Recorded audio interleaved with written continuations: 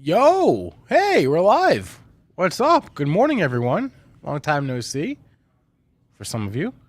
Welcome to Benzinga Live, our midday show where we hang out, talk about the market, talk about, in this case, our weekends. I'm sure we've all got a few stories to share. A nice long weekend. What's up, everyone in the chat? Good morning to you, A. I did have a nice Memorial Day weekend. Thank you for asking. And then this other person, ICHO1, what's up? How's it going?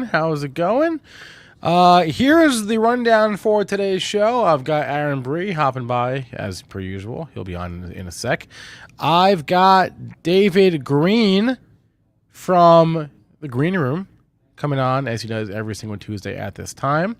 We'll run with him for a few minutes. We've got Dave Mazza from Direxion coming on at 1 o'clock. And, Christian Fromhertz from the Tribeca Trade Group, one of my favorites. Had a chance to meet him in person for the first time in a long time at our Vegas event. He'll be on the show at like 1:15 today. And that's the rundown. That's the guest list. So smack the like or just tap the like or whatever it is you do to the like button. Thumbs up on YouTube, on Twitter, on Twitch, wherever you're watching the show. And let's get started here. This is Benzinga Live. Spencer Israel and producer AB. What's up, everybody? How we doing? Someone told me buy high, sell higher. Let's get Matt Hammond on the show to talk some IPOs. Jake Wojacek from Trend Spider. We have a breaking news. Should we bring on David Green, Mr. Bree? Yeah? Is he ready? He is ready. He's always ready. Oh, Mr. Green was born ready. Yeah. Let's go ahead and bring him Mr. on. Green. What's up? How we doing? How was your weekend? Weekend was great, guys. How was yours? It felt like, I know it was a long weekend, but it felt like an even longer weekend than it was. I agree. Vacay? Yeah, I mean, we had at Benzinga, we kind of had like a weird like half-day thing on Friday, like as a company. So some people took like most of Friday off too, but I didn't. But still, even with the 3 days, it felt like it was like a 5-day week. I don't know. Maybe I was just like dragging. It just seemed to drag on for a long time. Is my point. I don't know if you guys felt the same way. Mine went too fast. They always do. Awesome. All right. Well, we'll bring up your charts here, Mr. Green, and let's do it. I'm David, by the way. What have you been seeing today? What have I been seeing today? We'll start with the spies, and I'll show you. One trade that's set up today. I cannot see the chat. I don't know if that's on my side or your side. Yeah, the chat's working. So I'm in private chat right now. Go to the comments. You should be able to. On the top right, you should be able to see is maybe not. No, I only see private chat. Usually, I do see weird. Interesting. Right, let me get you figured out real quick. Don't worry about it. Interesting. Wait, why is that, Aaron? Do you know why that is? There's there's a setting, isn't there? Yeah. Okay, I got it. I don't know how to get there. I got it. Yeah. It's been a long week. All right, David, you should be able to see something now, I think. I got it. All right, so let's talk about the spiders in the overall market. Yep. For the last 5 days, right? 5 or 6 days. So here's our daily chart, which is what we always look at when we first put anything up. And you can see we had a really nice run from 388 through Friday, all the way up to 415 and change. So nice rally up. A lot of short covering, probably a lot of relief rally. We had the PCE came out. Yeah. Last Friday, and inflation was a little better than everybody expected. And so they're talking about it. Maybe we've seen the worst that there is in inflation. Either way, we had a really nice rally up. And what we were looking for today, we closed Friday around 415 and change. So we had a nice level in the spiders this morning, and it was right around 410.22. So trade that we were looking at, and we said, it was kind of important if we hold down there is maybe this resistance that we have here will turn into support now. So if we go to our 5-minute chart, you'll see what we made a low in the spiders this morning, right around that 410 level. I think 410.22 is the actual number. We got to 410.05, and we had a really nice rally off that. So technically, we had a big move up for a bunch of days, and we pulled back, and we held a pretty important level right around that 410 level. We'll see how it pans out for the rest of the day, but we got down there, we held it. That's good. That's positive. Hopefully we stay above that and we see where we go from here. A little longer term, the next real resistance in the SPYs is up at like 422. 422, 423 is both a daily and a weekly level. I don't think anything much has changed other than we had some bottom fishing in a bunch of stocks and that one decent inflation number. I'm still of the camp that we probably go back and at least test those lows at some point.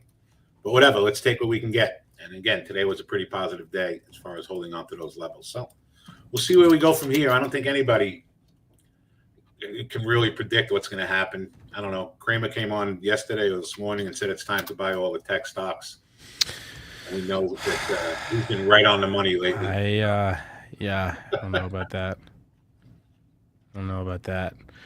I mean, here's the good news: is we're coming off a green week, which we haven't had since the middle of March. First one in 9, right? Yeah. Well, I couldn't believe it when I saw the stat, David. It was the longest weekly losing streak for the Dow Jones since the Great Depression, and the longest weekly losing streak for Bitcoin ever. Wow. 9 weeks in a row down for Bitcoin. Never happened before. Pretty remarkable stuff. But I think for the most part, after the let's go daily.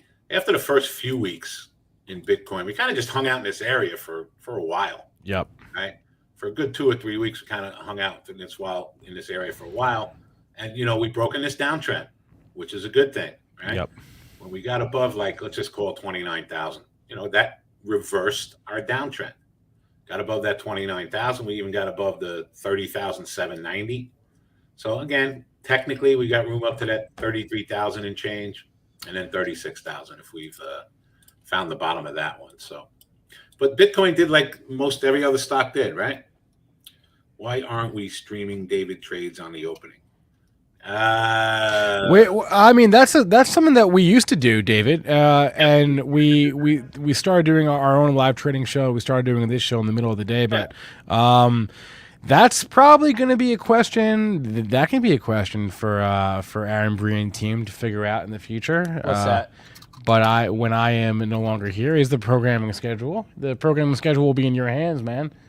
You get to be the man in charge. Yeah. Well, David, I was thinking not just you. Yeah, I was thinking Obviously. we'll start doing this show instead of 2.5 hours a day, 3.5 hours, and I'll just bring you on every day for 3.5 hours.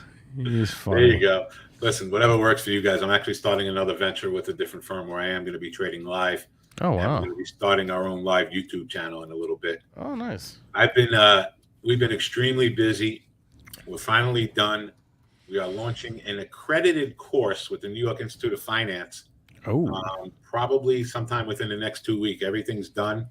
It's going to be a course that if you take, you get a certificate. You got to pass a test. So that's been taking up a lot of our time lately. Wow. So that's going to be launched within the next couple of weeks. It's going to be on New York Institute of Finance and edu.org also. It's going to be on that also. So it's been keeping us busy for a little bit. Very nice. Very nice. All right. Pattern has been, guys and girls, hasn't changed. We get an hour of trading, right? And now here it is. It's 11:40. The market just sits in these levels now for the next 2 or 3 hours and doesn't do anything. Yeah. And that's just how it's been, right? So if you're not catching some decent ones early in the morning, you're kind of sitting around all day. And we've had some crazy movers here. Mullen is your big crazy mover of the day, MULN. Yeah, I looked at that. But it trades at what, $1? Yes. Yeah. Well, more now, but yes. $1.30. Big percentage gainer. Yup. And then I saw wheat and soybeans just kind of shit the bed this morning right off the open. I don't know what happened in commodities land to make it that way, but the WEAT ETF is for wheat and the SOYB ETF is for soybeans. And HUSA, I saw a lot of trending in HUSA this morning. HUSA. Yeah, it's up like 20 or 30%. Another little one that really ripped up. We talked about Walmart. If you guys remember, we talked about Walmart.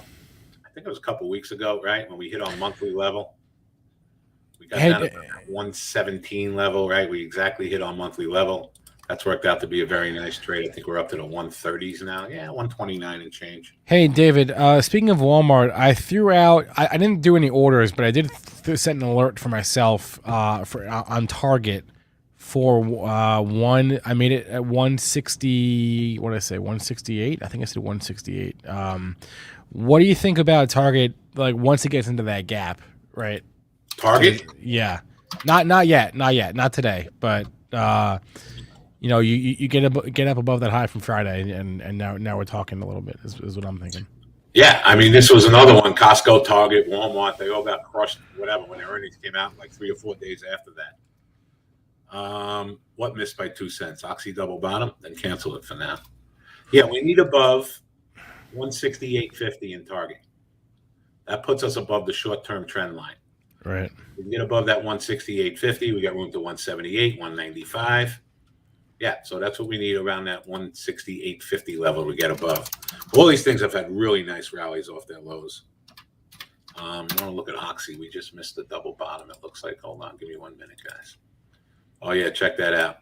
So one of our traders was looking for the Oxy double bottom from this morning around, what was it, 71.84? Actually, it hit it, guys. You should have got a decent trade out of this, Rich. So check this out, guys. The trade that just set up. All right, Oxy went from 74 this morning to 71.84. That was the low. So when we look for a double bottom trade, we look for a stock to go up a bit from there, have a little, at least 30 minutes in between. And we just came down and tested 71.65. So we broke it by about 20 cents and just gave you a nice 70-cent trade. That is your classic double bottom trade. That was it. Beautiful. Worked out nicely. Technically, it was perfect. What are some good growth tech ETF? ARK is the best one. Oh, Can't go wrong with ARK. Who asked that question? He said no ARK funds, please. Hunter asked that question. All right. Well, you know what? ARK is very heavily weighted towards a few different things, right? Here we go. AME squeeze is inevitable. I love that one. Well, I did make the title of our show. Oh, you said AMD? AMC. AMC, sorry. yeah. I made that the title of our show because it was ripping this morning. Yep. But markets move fast, and if you ain't quick, you're gonna miss it because those gains are gone. This thing was up double-digit % when we opened here this morning. Those gains are gone now. Well, check this out. We talked about it this morning, and we had a pivot point up here at 1660, right? So it got right to that 1660 level, and it was lights out from there. Then it came down and hit a nice support level at 1392, and it's up $1.20 from there. So even these crazy wackadoodle, and it's not crazy. This is fine. This is nice and orderly. But look how it respects the technical analysis. Gave us a nice short there, gave us a nice buy here, and here we are back in the middle. You guys know how I feel about AMC. Whatever. It is what it is. It gets going every once in a while when these things are happening with GameStop and AMC, and I don't know. It is what it is, right? I'll tell you this though, if you catch these trades in this thing, Yeah. as Spencer just said, they're trades. Well, I mean, look, we talked about this on a Friday as well on a different show. But like, if you wanted to play whatever you want to call it, like the Top Gun trade and do Paramount and do AMC and Cinemark and IMAX and all these movie theater-ish stocks, you could have. AMC was the big winner overnight. It was the big gainer it was the big news of the morning. Frankly, AMC, like, how high did it get? It got to 1664. Which was way more than all the other ones got to. Way higher than all the other ones got to. I don't know any other ones. What are like CNK, right? Is just Cinemark is your other big movie theater chain, which opened higher this morning, but not nearly to the same extent. Paramount is the company behind Top Gun, so that opened higher as well. But again, not nearly to the same extent as AMC. So it was really more of an AMC specific thing than anything else. But again, these are trades and trades only. Because think about it from like an attention economy standpoint. When you come in on a Tuesday morning and you're trying to figure out, okay, what is there going on in the world? What is there going on in the markets? What's moving? What's up? What's down? What are the big weekend headlines, right? What are the things that are going to get attention? One of the big weekend headlines was how well Top Gun did at the box office. It was a record weekend. It was the best Memorial Day weekend we've ever had in terms of total box office gross sales in the U.S. So that got some attention this morning. But that was a trade. That trade is over. We're 3 hours into the day now. 2 hours into the day. I can't do math. But like that trade is gone, right? It's over. It came off already. I know we bounced here in the last few minutes, but it's over. So yeah, Zen Bullish is, being a wise ass here. Our movie's back, right? That's what they say every single time there's a big movie. Oh, movies are back. Movies are back. AMC is liable to do this, but these gains almost never hold. And the fact that they couldn't even hold through the morning. My question is, weren't these trends, like, weren't the people not going to the movies as much, weren't those well-established trends before COVID? Oh, yeah. Yes. AMC was going out of business before COVID, right? Yeah. The stock was $1 stock, a $2 stock. And now they keep coming up with this other stuff to divert. What was that gold stock that they bought? Hilton Mining or something? HYMC. We had them on the show. How is HYMC doing today? Oh, that nice little spike there. Let's pull up a daily chart. That's so quiet. It doesn't move. Yeah. I don't know. Where did they invest in this thing? Wasn't it over $2 or something? I don't remember. No, they invested this thing at it was like 50 cents. It was like under $1. Yeah, that they bought HYMC. All right, so that's probably the best trade they've made in the company. Again, like I said, they were going bankrupt before COVID started. Whatever. It's a trade. We've said it's a trade. If you catch it for a trade, you're good. There's millions of people, and I see it every day. Wait for the short squeeze. It's going back to $72. It's going back to $50. Look, if you're long, I hope it does. It's not something that I ever see happening again, but you never say never in this market. Who the hell knows? Who knows? If I had to pick one of GameStop or AMC, I do like, GameStop better. I think they got a better story than AMC does. What's AMC got? $6.5 billion in debt? Something like that. Yeah. Something like that. All right. What else is making crazy moves today? We go to my movers and shakers. We talked about. It's dead. There's really nothing, not a lot. Baba up 4% again, showing strength. Is Baba I know all those Chinese names, they all opened higher, but are they holding on? Yeah, I mean, Baba's holding on. Baba is? Yeah, Baba, traded at 99 this morning, and then it traded back down to almost 96, and now we're hanging out in the middle. So let's go daily in Baba. Again, I'm curious where we start getting overextended here, if at all. Not at all. I mean, as a matter of fact, this morning, this is our daily chart. We're sitting right at this 98.50, right? So if we can, close above this 98.50, let's go weekly just to see if we have anything in between. No. This is a big spot in Baba. Check it out, right? So we got 100 after this. If we get over 100 on a weekly chart, we break this downtrend, which is good, right? So if we can get over 100 on a weekly chart, we got 115 and then 130. So there you go. I mean, we need over $100 in Baba, and then we could see some nice gains from there. If we're just finally starting to break the daily and the weekly, so that's good. If you're a Baba holder, you just over 100, and we can see some more gains in that. Looks decent on the daily and weekly chart. David does not like stocks under $5. The only reason we don't like stocks under $5 is, generally when we're looking to trade, we're looking to make, 50 cents or $2 on every single trade that we do. So very difficult to get that in a $5 stock. Greg, all right, we got a bunch of stuff coming. Let me check this, guys. Facebook short 197.31. If it goes fast, and let's see what the market's doing, Greg. Let me talk about that for a minute, if you guys don't mind. Yeah. Looking to do a trade, right? Like Facebook, we have a pivot point up at 197.30. That would be $2 above our moving averages, and normally would set up for a good short. But I'm always going to look at the overall market. All right, so check this out. Look at the spiders now, guys. Okay, we're moving. Spiders are making a giant move up. So what I'm going to say to myself is, do I really want to short stocks if the market's moving up this strongly? And the answer is no. We just got above everything. We got room in the spiders till 415. So, why am I going to be in a hurry to short stocks if the overall direction of the market is higher? We're not stretched out.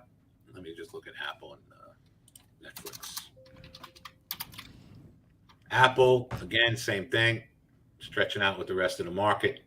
I don't like a double popping apple. It hasn't moved far enough. Netflix just blew through the double top, so the answer to that one is a big fat no. So again, this is the trade we might normally have done in Netflix, a double top at 197. It went down $6 from there. But because the market was so strong, sometimes the trades we don't do are better than the trades we do, because we would have lost money on this. So that's why it's so important if you're day trading, keep your eyes on what the overall market is doing. Yes. It's not just as simple as if we have a line on a chart, we're going to make a trade. That was one of the biggest, most important things I learned about the way the market moves early on in my time at Benzinga. Was stocks don't move. They can move by themselves, but more often than not, stocks don't move in a vacuum. They're moving either with the rest of their peers, their industry peers, in the entire sector or the entire market, right? Right, and there are exceptions. Every day there are stocks that are making outsized moves up, outsized moves down. But by and large, more often than not, if you're coming at me with like, "Hey, why is the stock up?" Look at the overall market. Look at the sector. Look at the other stocks in that same industry group. Are they all up? There's your answer. Right? 100%. And it's not a hard concept to grasp. It's common sense. Right. That's what it is. It's common sense. And again, we're talking about trading. We're not talking about investing. Right? We're talking about trading. So always be aware of what's going on in the environment around you. We don't have any big headlines or anything for this move in the Qs. For right now? Yeah. I mean, wait. What time was the Powell meeting at the Oval Office? Was that at 1 o'clock? I think I saw it was 1 o'clock. Guys, SPYs were shorting at 415.20 if we get up there, okay? That would be really stretched out. That would be a far from moving average trade. That would be a lot of good setups on the short side. So let's have that market out. Well, Powell spoke today? No, but he's meeting with Biden at the White House, which is unusual to do that. How much of this is lip service? I don't know. But there is a chance that they would always do like a post-meeting like media scrum, in which case we will get some comments out of Jerome Powell if that happens. I'm not so interested in like the fact that Jerome Powell and Janet Yellen and Joe Biden are meeting. I'm interested in after the meeting, if they do a media scrum, we'll get some quotes. And yeah, I mean, what if they come out and say, "Okay, guys, we're going to be really data dependent now. We got a good inflation number. Well, we don't have to be in a hurry to raise rates." That's right. So Jerome Powell can move the market with one sentence. So if he ends up speaking publicly today, sort of have my ears open for that. No question about it. But no, it's on the macro front. There really isn't a lot, right? We have this oil embargo in Europe. We have China reopening a little bit, which is why Alibaba's trading higher, and all the Chinese stocks opened higher today. Though some of them gave those gains back. I'm surprised to see NEO actually bounced. They all kind of bounced again. Very quiet out there. Things are quiet. The end of last week, things are kind of quiet again today. There really is not a lot of news flow. So, and quite frankly, this is good. The market is doing well, all things considered. Yep. The giant move that we had up, we came down. We tested a level this morning that was kind of important and very important that we didn't break through it, and we're building off there. So it's good. It's good. Yep. Net, it's a good thing that this is happening right now. So we'll see. Look, there's no resolution in Russia. That's another huge thing. God knows what's going to happen with Korea and what's going on out in China and all that stuff. So I think we're far from being in the clear. But let's take what we can get. This is constructive. And for now, we're having a good morning. That's it. Subject to change at any second, as we know. That's it. Right? No, I wouldn't short Facebook now, guys. We're too close to that. Let's see what the spiders do. But I do want to short the spiders if we get up to that level, guys and girls. So we'll see what happens up there. Mister's making a big move. Well, that's Bitcoin, right? That's Bitcoin. Yeah, exactly. Go right to the daily chart and see where we're at. Yeah, okay. We're coming to a level. 277 in Mister is your first resistance level, which I would short, coming up from $173. That would be a nice level if we get up there. So we'll see, guys. I mean, this is good. This is good, healthy action. I'm not going to look at it Don't look a gift horse in the mouth. All right, spiders coming up now. Maybe we'll get a little short off here. So the reason we're looking to short the spiders up here, guys, okay, is because we'd have 6 or 7 green bars in a row. We'd be $2 above the moving average, and we have some resistance with a pivot point up there. So again, generally speaking, am I looking to be short this market? No, but we'd be really stretched up there and due for a pullback off that level. So for a trade, I'm going to say there's pretty good odds that it's going to work if we get up there for a short. And this is what level on the SPY again? 415.28. Oh, so we're pretty close to there right now. Yep, we're getting there. And again, anytime we're looking at a trade, and you guys should be doing the same, speed is the best thing. The faster we get to one of our levels, the better trade it's going to be.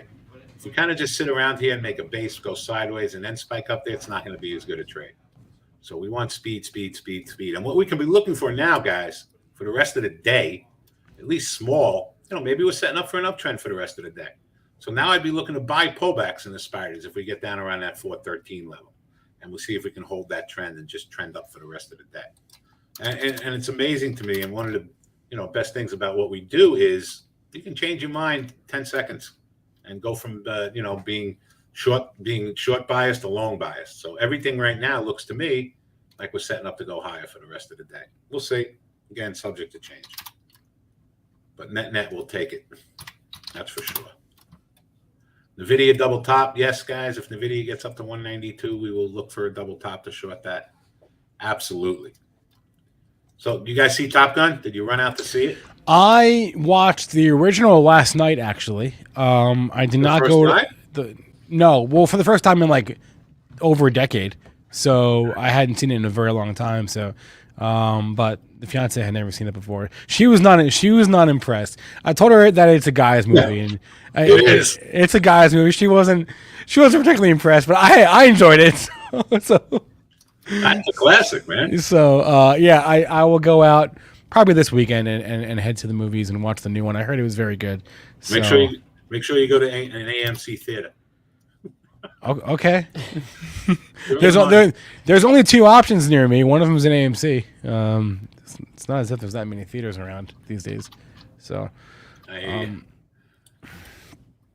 what was I going to say? I had something I wanted to add, and I don't remember what. I'm just watching the SPY. It looks like we are inching up toward that 415.28 level, David. We're hanging in the middle now. I know. It looks like we're running into some resistance before we even get up there, but I'll still be watching to see if we can get up to that level. If we reject from there, potentially break through it. But I mean, it seems like people have been buying out there. Yeah, and if we look at the fear indexes, right, the VIXY, you can see that these things are just taking a whooping today, right? Check that out. This is the VIX. It is just getting bagel schmeared today. We got room down to 24 in that one. So let's see. The fear is coming out of the market for the moment. That is for sure. Qualcomm pivot point. I would have liked it if we got right there, Ken. See, the last thing, I mean, for trading purposes, guys, I don't want this to start going sideways here. Now, I want to rip right up to that level. And then I think we get a good short off up there. Is Boeing dying? Is Boeing dying? Boeing looks fine. Boeing's going up with the rest of the market. We got above a couple of big levels in Boeing with room to 139 now. Look, trader, investor, whatever, I'm not running in to buy anything in this market right now because we got back in. I think we're in the 390 to 380 range. And quite frankly, if the spiders get up to the 4, I'll show you where I will be taking my profits in that. If we go to the daily chart, if we get up to this 422, 423 level, I think that would be major resistance in the spiders now. So, we'll take a 10, 12, 13% profit from where we got in a couple of weeks ago and just got out. Are we shorting spiders on the pivot point? Yes, we are. If they get there in short order, our order is out, guys. 415.28. Is it okay to hold TQQ for a year from these levels? No, please. Who asked that? Wait, is it okay to hold QQQ? No. You know what? Let's save that question for our 1 o'clock guest, who's going to answer that with much more knowledge base than we have. But that is not what those are designed to do. Wait, did he say to hold? Oh, TQQ for a year. for a year. I definitely would not do that. And Established. good luck finding. I thought they were asking about the regular cues. I was like, sure, why not? No. Good luck finding anyone who tells you that's a good idea, because it's not a good idea. And I'll explain why at 1 o'clock with our guest then, Dave Mazza from Direxion. But please don't do that. That's not what they're meant for. Mark Crochet says, watch Top Gun in IMAX. Yes, I was planning to do that. That I did want to see it on the biggest screen humanly possible. So only way to see it. All right, guys, let's see if we get the spider stretched up here right now. Yeah, Jay Rice. If you knew in 2008 that technology was going to dominate for the next decade, then why didn't you first off, why didn't you tell me? Right? And the second thing is, then yes, if you knew the future and you held TQQQ, then you got rich. But we don't know the future. So let's. In 2008, if you bought any bank stock, you also got rich. If you bought most stocks down there in 2008, That's true. You're true. okay. That's true. That's true. If you know the future, then by all means, please trade away. 100%. Trade away. All right. David Green, you can learn more about his offerings. We're gonna throw a few things on the screen right now. Yeah, pop them up there, guys. We'll throw his email address, dgreen927@yahoo.com. Hang out, trade with us for a week. Send me an email. You want to go to his room there. There's the room URL, greenroom-live.com. And his other website, which is more evergreen education. We'll put that up on there. Thank you, guys. I don't see the link right now. It's WS. All right, David. We'll see you next. We'll see you next week. The show DTA.com. might look a little bit different, but we will still be going. David, this is going to be our last time on stream, you and I. So I'll give you a buzz later on, Spence. okay, sounds good. All right, guys. Thank you. Peace out, man. Peace out. All right. We didn't even cover our weekends yet, man. How was your weekend? It was good. I was down in Chicago. Ooh, Chi-Town. Yeah. Well, what's in Chicago? I have a lot of friends from home. You know, I think a lot of people that like grow up in St. Louis. It's kind of you move to the big city when you go to Chicago. The big city. So I have friends from home. I have friends from college that also live there. So I was just bouncing around all weekend. Nice. Couch surfing? Yeah, kind of. Well, yeah. actually, I got lucky. So my cousin, who also lives in Chicago, his roommate, who I'm friends with, was out of town, and he just was like, "Yeah, sleep in my room." He sent me he's like the nicest dude ever. Sent me a picture on like Thursday or Friday before he went down. Yep. Of his bed all made and like folded towels. Oh, so it's basically like an Airbnb, but you got it for free. Yeah, he was like, "It's all ready for you for the weekend." What a nice friend. I was like, "You're a great guy." Nice. Awesome. Cool. How about you? Good weekend. I ended up down in. I don't make it to Detroit on the weekend very often because I'm out on the burbs now and it's just a pain. But I ended up down here twice. There is a really old mansion in Detroit called the Whitney, where you can go and have like tea. It's like super bougie, like afternoon tea, and I did that as a belated birthday gift, and then I went and saw the immersive Van Gogh thing. Oh, with Joel? With Joel. Hell yeah. How's that? It was good. I would say this. I wouldn't do it like dead sober. Yeah. Okay. I would do it, with an altered mental state of some kind. Okay. It was okay. It was a little bit trippy. I might be a little bit afraid to do it on like shrooms or acid. That seems like scary to I could me. be talked into it. That seems like We could do a. Do you want me to tell you what it is basically? Well, Shubs is right here. Maybe I could ask him if we could do a content series on going to see the Van Gogh exhibit.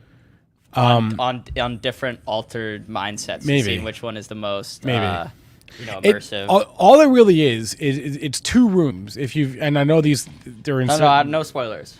Oh, okay. All right, then no. Okay, that's better because I didn't know anything going into it, so it's better to not know. So never mind. Van Gogh. If you're into Van Gogh, I highly recommend it. If you're not into Van Gogh but are in an altered mental state, it could still be a lot of fun. Dead sober, probably not, but just my take. Maybe I'll try to go on like a date there this summer. Or something. Oh, that's a great date spot. Really? For sure. Yeah. Gives us something to talk about. What else did I do? I caught up on Some movies and some shows. I went to Salvation Army, as one does, every single Memorial Day when they're half off, so I got some clothes there. Always good time at Salvation Army. Love that place. Shout out Salvation Army. Zen Bullish wants to know if I'll be surfing the Jersey Shore with Chris Christie. I actually don't know if I'll make it to the Jersey Shore this summer, which is kind of weird to say because I'm taking the summer off, but I'm not moving until the end of July, and in August I've got like a bunch of like I've got like weddings and stuff that are like already happening, and I typically go at the end of August, and I don't know if I'll have like the time to make it this like, which would be weird, but I hope to get there. Shelly, that was the one thing I did not have time to watch yet. I will get to Stranger Things. I did watch Obi-Wan Kenobi. Give me a 1 in the chat if you watched Obi-Wan Kenobi this weekend, and I was able to. It was fantastic. It was great. The new Obi-Wan? Obi-Wan Kenobi was. Wait, is it like in theaters or is it on Disney Plus? It's on Disney Plus. It's a 6-episode series. The first 2 episodes dropped on Friday night, and I'm gonna give it out of 10 a solid 9 so far. Solid 9 out of 10 so far. I would appreciate some other takes as well, but I loved it. So, looking forward to that. New episode Wednesday, i.e. tomorrow. Okay. Jay says Amazon Tribeca. There was a few questions while David was on that I wanted to address. The first one was, there was that question from Hunter about the growth ETF. So here's what I want to do, actually. I want to show you guys, like, super bare bones, how I start doing ETF research. Like, if I want to like look for an ETF to buy, okay? And what I do is I go to this website, and I actually pay for it, but I'm gonna show you the free version. And this is just a free plug. We don't have any relationship with them or anything like that. Let me actually back it up so you can actually see the homepage here. So this is the site that I go to for my ETF research. It's called etfdb.com. DB stands for database. They just rebranded it, so now it's called like Vetify. But if you, whatever that means, but if you go to etfdb.com, and I'll drop the link in the chat. So this is where I start, okay? And they have this tool. They have a screener. So I go to the ETF screener, and you can see that there are some lock icons there because I'm not logged into my account now. So this is all like free information, freely available, okay? So whoever it was, I think it was Hunter, they asked about a growth ETF, like to buy. So, okay, you want to find growth? Well, let's go look at growth. So we're on asset class on the left. Let's click equity. And now these are all your different factors, your size, your strategy, your region, your sectors. Oh, look at that. Growth. Boom. 278 growth ETFs now sorted, in this case, sorted by total assets. Now, caveat time.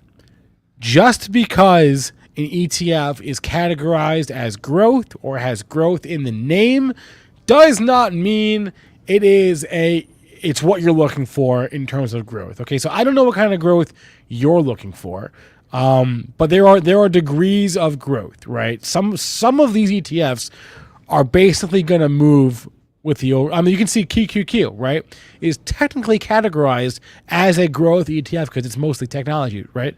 But that's going to move with the overall market, so that may not be what you're looking for. Okay, same with like the IWF, right, which is the Russell 1000 growth ETF, okay? XLK, right? These are all categorized as growth, but they're going to be correlated to the overall market. So you may have to scroll a little bit. You may have to add some more filters, filter it by sector. Oh, you know what? Let's filter it by style. Let's go aggressive growth here. There's 86 aggressive growth ETFs out there on this screener. So I just did that, and Qs are still on there. VUJ is the Vanguard growth. That's still on there. And I would just honestly, if I was looking for growth, I've got a screener here of 86 funds. 86 out of almost 3,000.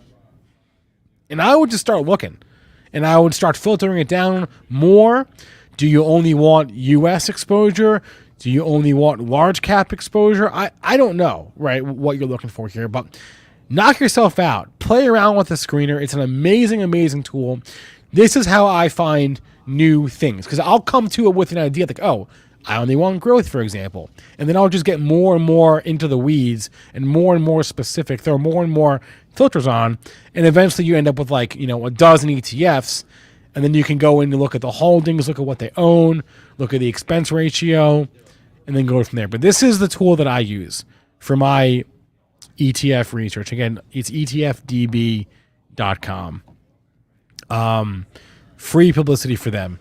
But that's a tool that I use, and I can log in and show you a little bit more about what's behind the paywall there. But this is a totally free screener tool that I would highly, highly recommend. You know what? Just for ETFs, nothing more. You know what ETF we haven't, or at least I haven't looked at or talked about in a while that I'm interested in right now. You could talk me into it. You could twist my arm into it. MSOS. No. Damn it! I thought I got that one. No. Oh, what is it? I don't know when, if I'll ever be interested in that. What is it? Jets. Jets? Okay. Because all right. Say no more. Can we get this pulled up? Say no more. On Benzinga Pro. Say no more. Oh, you want the chart or you want the holdings? No, yeah. Let's go to ETFDB first. Okay. Then we'll go to the chart. And while I'm doing this, I've got an interactive challenge for the audience out here that will either help or hurt my thesis here.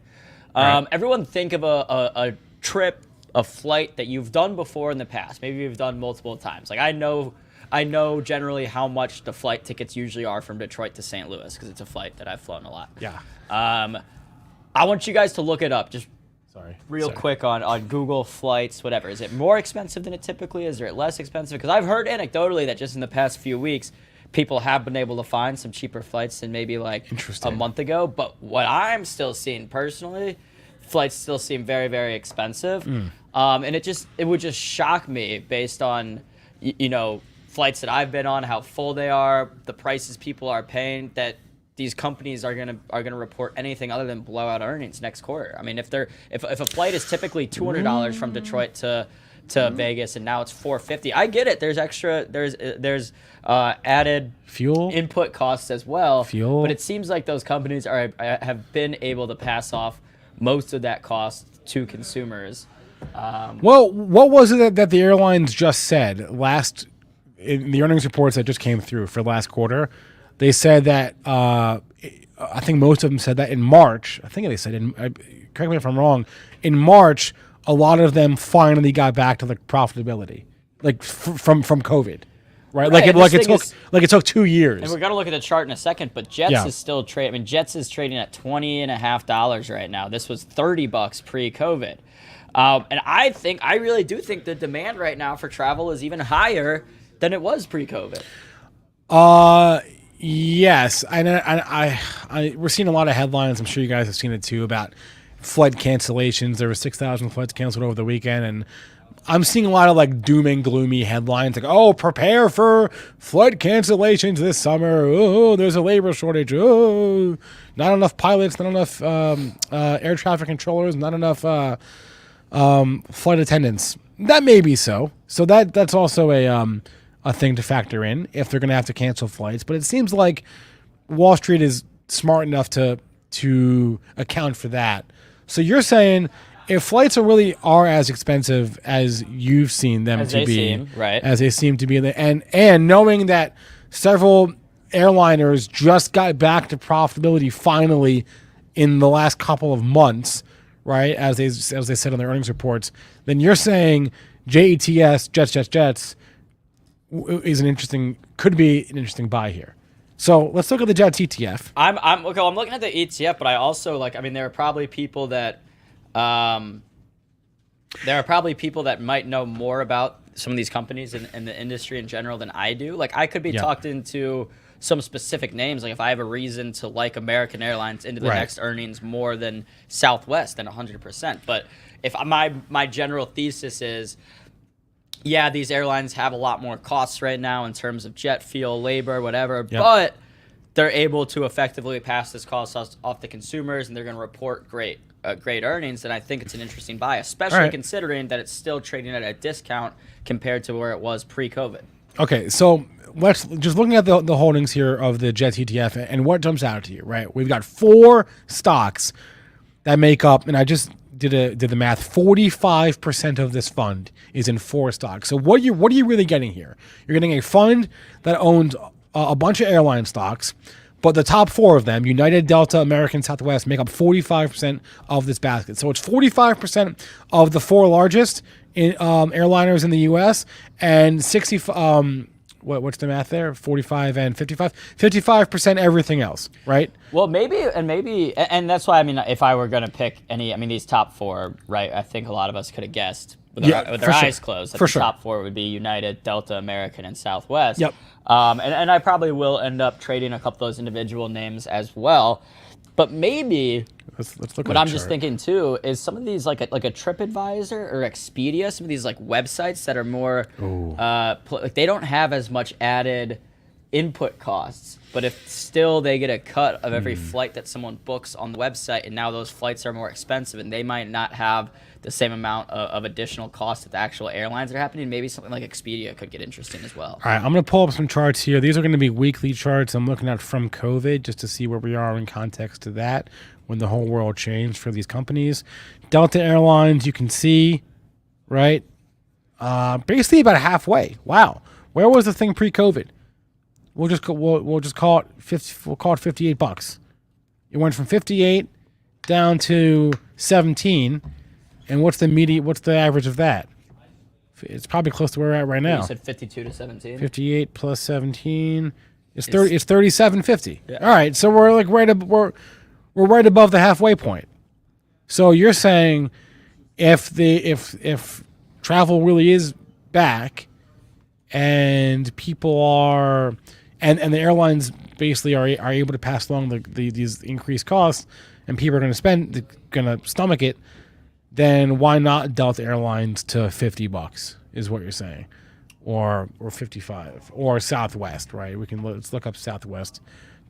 We'll do it together. Delta, Southwest, American, and what's the other one? It's, Wait, Delta, American, United, and Southwest. United is what I forgot. And honestly, so I'm looking at it now. So like American reports July 21st. So that's going to be for Q1 of this year? Not Q2. Q2. All right. So we're looking at from the current quarter, because that's still a month and a half away. So we're looking at from March to June. Yep. I think that'll be strong. Okay. Lakshmi says he talked to a pilot with 20 years experience. He told you to buy American Airlines without any doubt. Well, listen, if your pilot friend says to buy American, then who am I to say otherwise? You know what I mean? Flights, I've booked a couple in the last few months as well, and they also seem elevated to me just from an anecdotal standpoint. Still seem expensive, you said? Yeah, just seem expensive. They seem high to me. But something else you got to watch out for here is, what are the new COVID strain? No, not necessarily that, but like, what's the forward PE here on this is Delta forward PE of 16.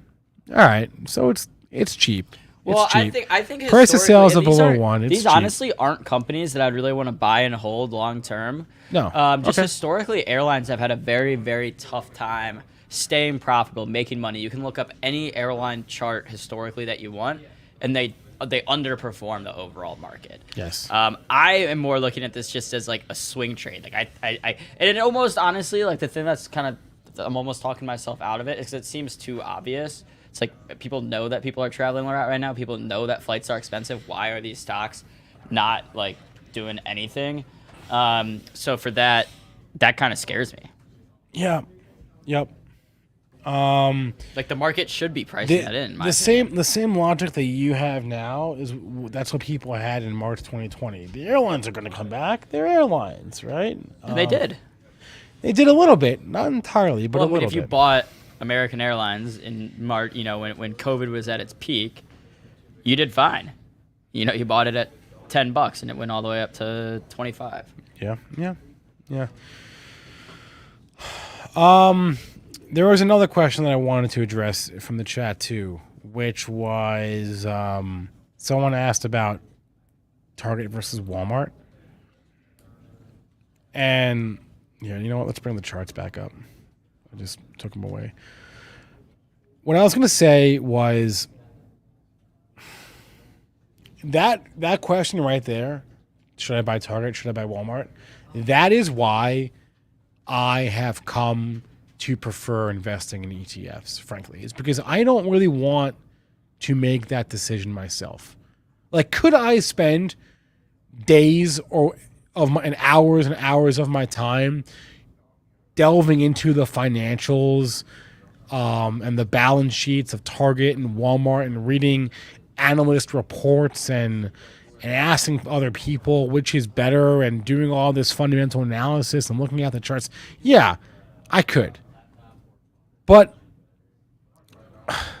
the odds that I guess you got a 50-50 chance if you're going to look at one or the other. You have a 50-50 chance of picking the winner here. If I pull up a long-term chart of Walmart and Target, and you can just mess with the timelines here to get it to say different things. But I just went over the last decade here. This is since let's go a little bit further. This is in the last 10 years, and this is just the return on the chart. This is not like total return or anything.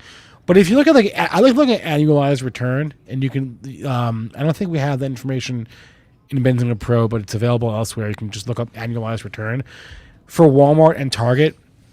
And they're really very similar, right?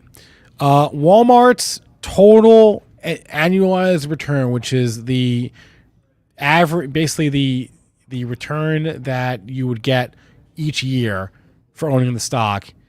The total annualized return from Walmart since 2000 and let's just go 12. I guess we'll go 2012 because it's 10 years. Is about 17%. And for Target, it's about 18%. Okay.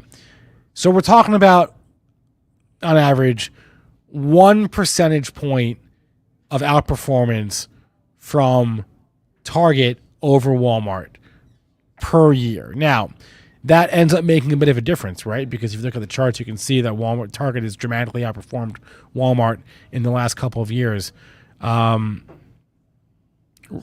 Well, okay, so Lakshmi says 9.4%. I'm seeing. Oh shit! I read the number wrong. I'm sorry.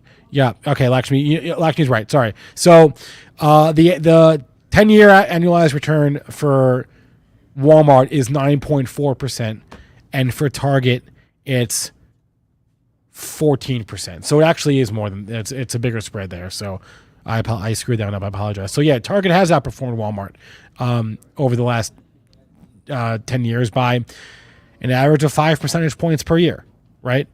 Now they both pay different dividends. You got to factor that into total return. My whole point was you could spend all the time you want dissecting these two stocks, or you can just buy them both, and you can buy them together or buy them as part of a larger ETF. And that's what I like doing, right? That's what I like making picks, but not picks that how do I phrase it? It's like the individual stocks that I own, with a couple of exceptions, are intermediate term things for me. Things that I can hold a year or two, not things that I'm going to hold forever. Disney is the exception to that, right? Or with cannabis, for example. I just bought the 4 largest cannabis stocks thinking that the cream will rise to the top. I don't like doing this sort of one or the other type of thing. I think by and large, you'll end up, yes, one will beat the other, most likely, but the odds that you're going to be able to identify that, or the reason why, I think it's just very difficult, frankly. I think it's extremely difficult and not worth your time unless you just really want to do it. Unless you want to go like Benjamin Graham on, and just do a deep dive. So if you're asking yourself, like, should I own one or the other? My answer to that is, why not own both? That's my answer.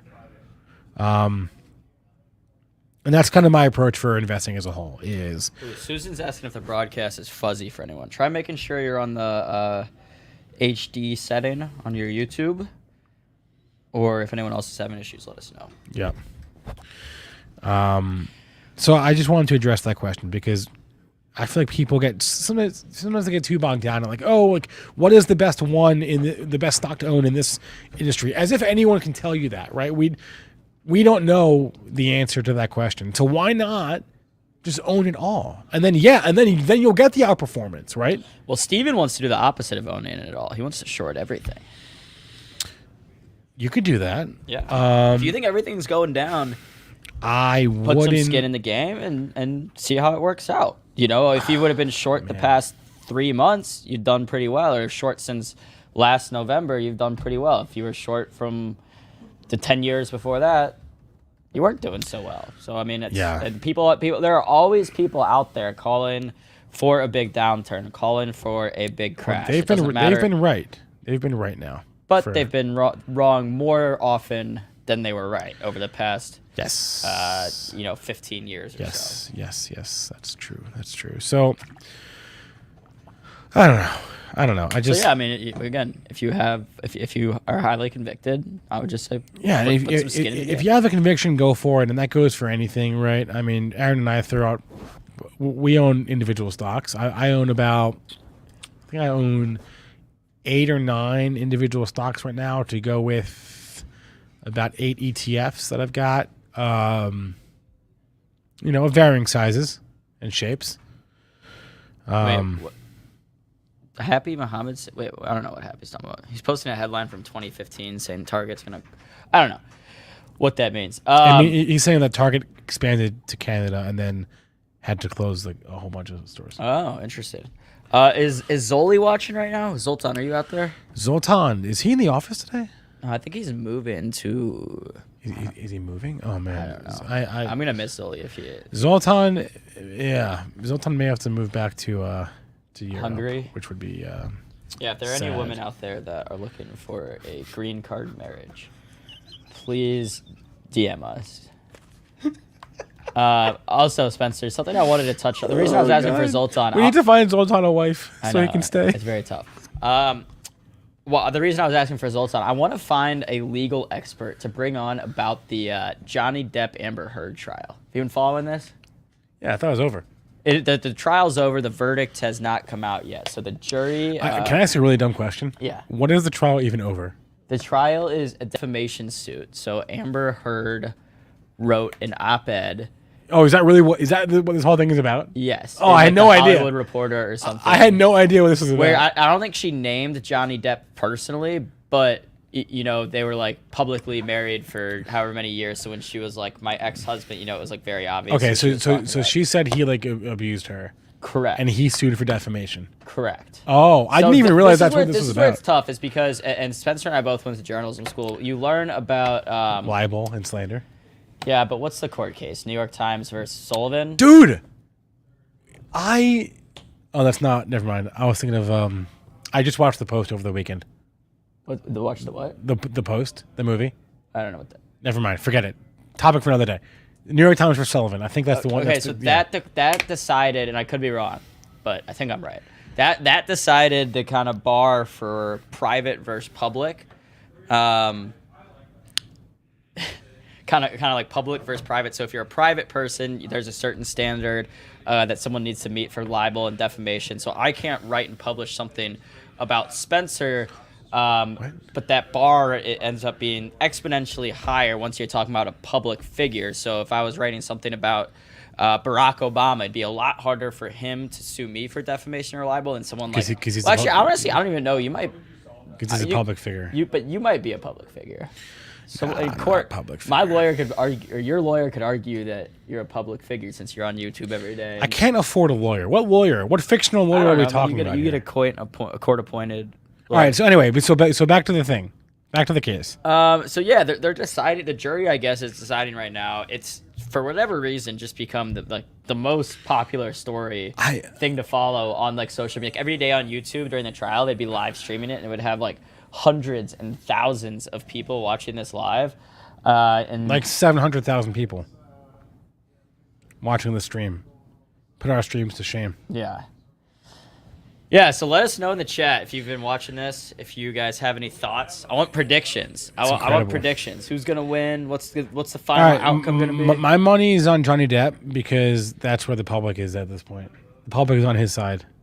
So no, I'm going contrarian. I think the public is pulling for Johnny so hard that they're like blinded to the and so I get my favorite take that I think I've seen so far. Yeah, they get back together. That would be an epic twist. Oh my god! Can you even imagine? I go with Heard on the rug pull. Yeah, definitely a possibility. So I saw a take from a lawyer on Twitter that was basically like, at best, if you like watch this from an objective and like listen to the witnesses objectively, you have to agree that it was like a mutually abusive relationship, and then I just don't know where that leaves. Like what if the judge is just like, yeah, you guys were both kind of shitty to each other. Let's go our separate ways. I have another dumb question because I've only watched like the viral clips. There's no jury, is there? No, there is a jury. There is a jury, but it's like a 7-person jury, not 12 people. I've been on record about this, and I maintain my belief, and I think I'm in the minority here, but I very much am looking forward to jury duty whenever I get called. I don't think you can count on that. I think it's rare to get selected for jury duty. I think it'd be a really great life experience. Like a really fun thing to do. I think you think that, and then am I way? Has anyone in the chat ever served on a jury? I feel like it'd be a really. I feel like good. You think you're about to get like a super interesting case or something. Yeah. No, but you're not. Think you're gonna get?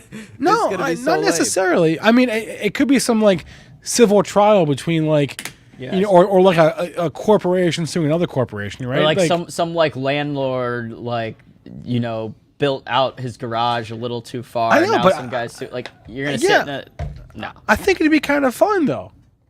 I don't need a murder. Spencer's about to be the one guy on jury that's like holding everyone up. He's like, hold on. We need to take this seriously. I don't need a double homicide to get excited. Give me something small or give me some corporate stupidness. I don't care. What about this trial? Would you have liked to be a juror on this trial? Of course. Who wouldn't? Okay. Yeah, you could probably make a whole. You could probably make a whole career out of it. You could write your own op-ed. See, Christian says it was a good experience. It's a 2-day trial. I kind of think it'd be, as long as it doesn't go for like weeks on end. I think it'd be a good experience. I might just bomb the how they like interview the jurors to see like if they're like impartial. Yeah. And just bomb it on purpose so you don't have to do it. Yeah. All right. Predictions. 1 in the chat if you're Team Amber. 2 in the chat. Are we doing this? If you're Team Depp, we'll check back in tomorrow to see if the jury has reached a verdict yet. We don't know. Do we have a timeline? We don't know what's going on. In the how long. I assume because so the jury reconvened today. After the weekend? After the weekend to talk about it. You'd think over a long weekend can I ask a question? Are they sequestered? That I would not want to do. No. Being sequestered. No, that seems like it's no fun. No. Are you saying like do they have to stay at the courthouse all weekend? Well, like a hotel. No, I doubt it. I doubt. Because that's how they were for the OJ trial. They were all sequestered. Right. But that's like a murder case. This is a defamation. It's a different. Yeah. Different bar. All right. What's been the biggest like celebrity trap? Maybe like Hulk Hogan versus Gawker. I don't know what had this much publicity. I saw a really interesting video that just like talks about why it was very obvious that the Depp team chose to do this case in Virginia because it's like one of the few states that allows you to publicly live stream court cases and stuff like that. I was wondering about that. I was wondering how it was being live streamed, who decided that was allowed. Because in federal courts there's no streaming, and that's why I was wondering about that. That makes sense. What was there was some court case that like we were seeing a lot of clips from. Oh, I think it was so I think it was like the Derek Chauvin one in Minneapolis, and then at the same time, like the Ghislaine Maxwell trial was going on, and someone was like, I think it's Ghislaine. Okay, what did you say? Ghislaine. Yeah, that was intentional to be funny.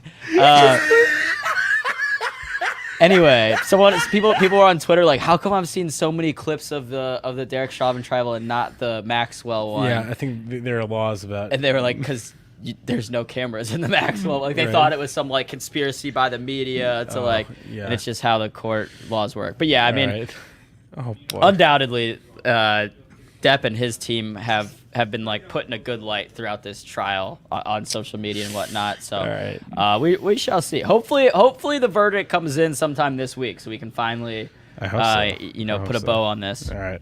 I would like to quickly, if we can here, although my computer just bugged out for a second. There we go. Let's look at the crypto heat map, man, because we are coming off an epic downstretch for crypto, for Bitcoin.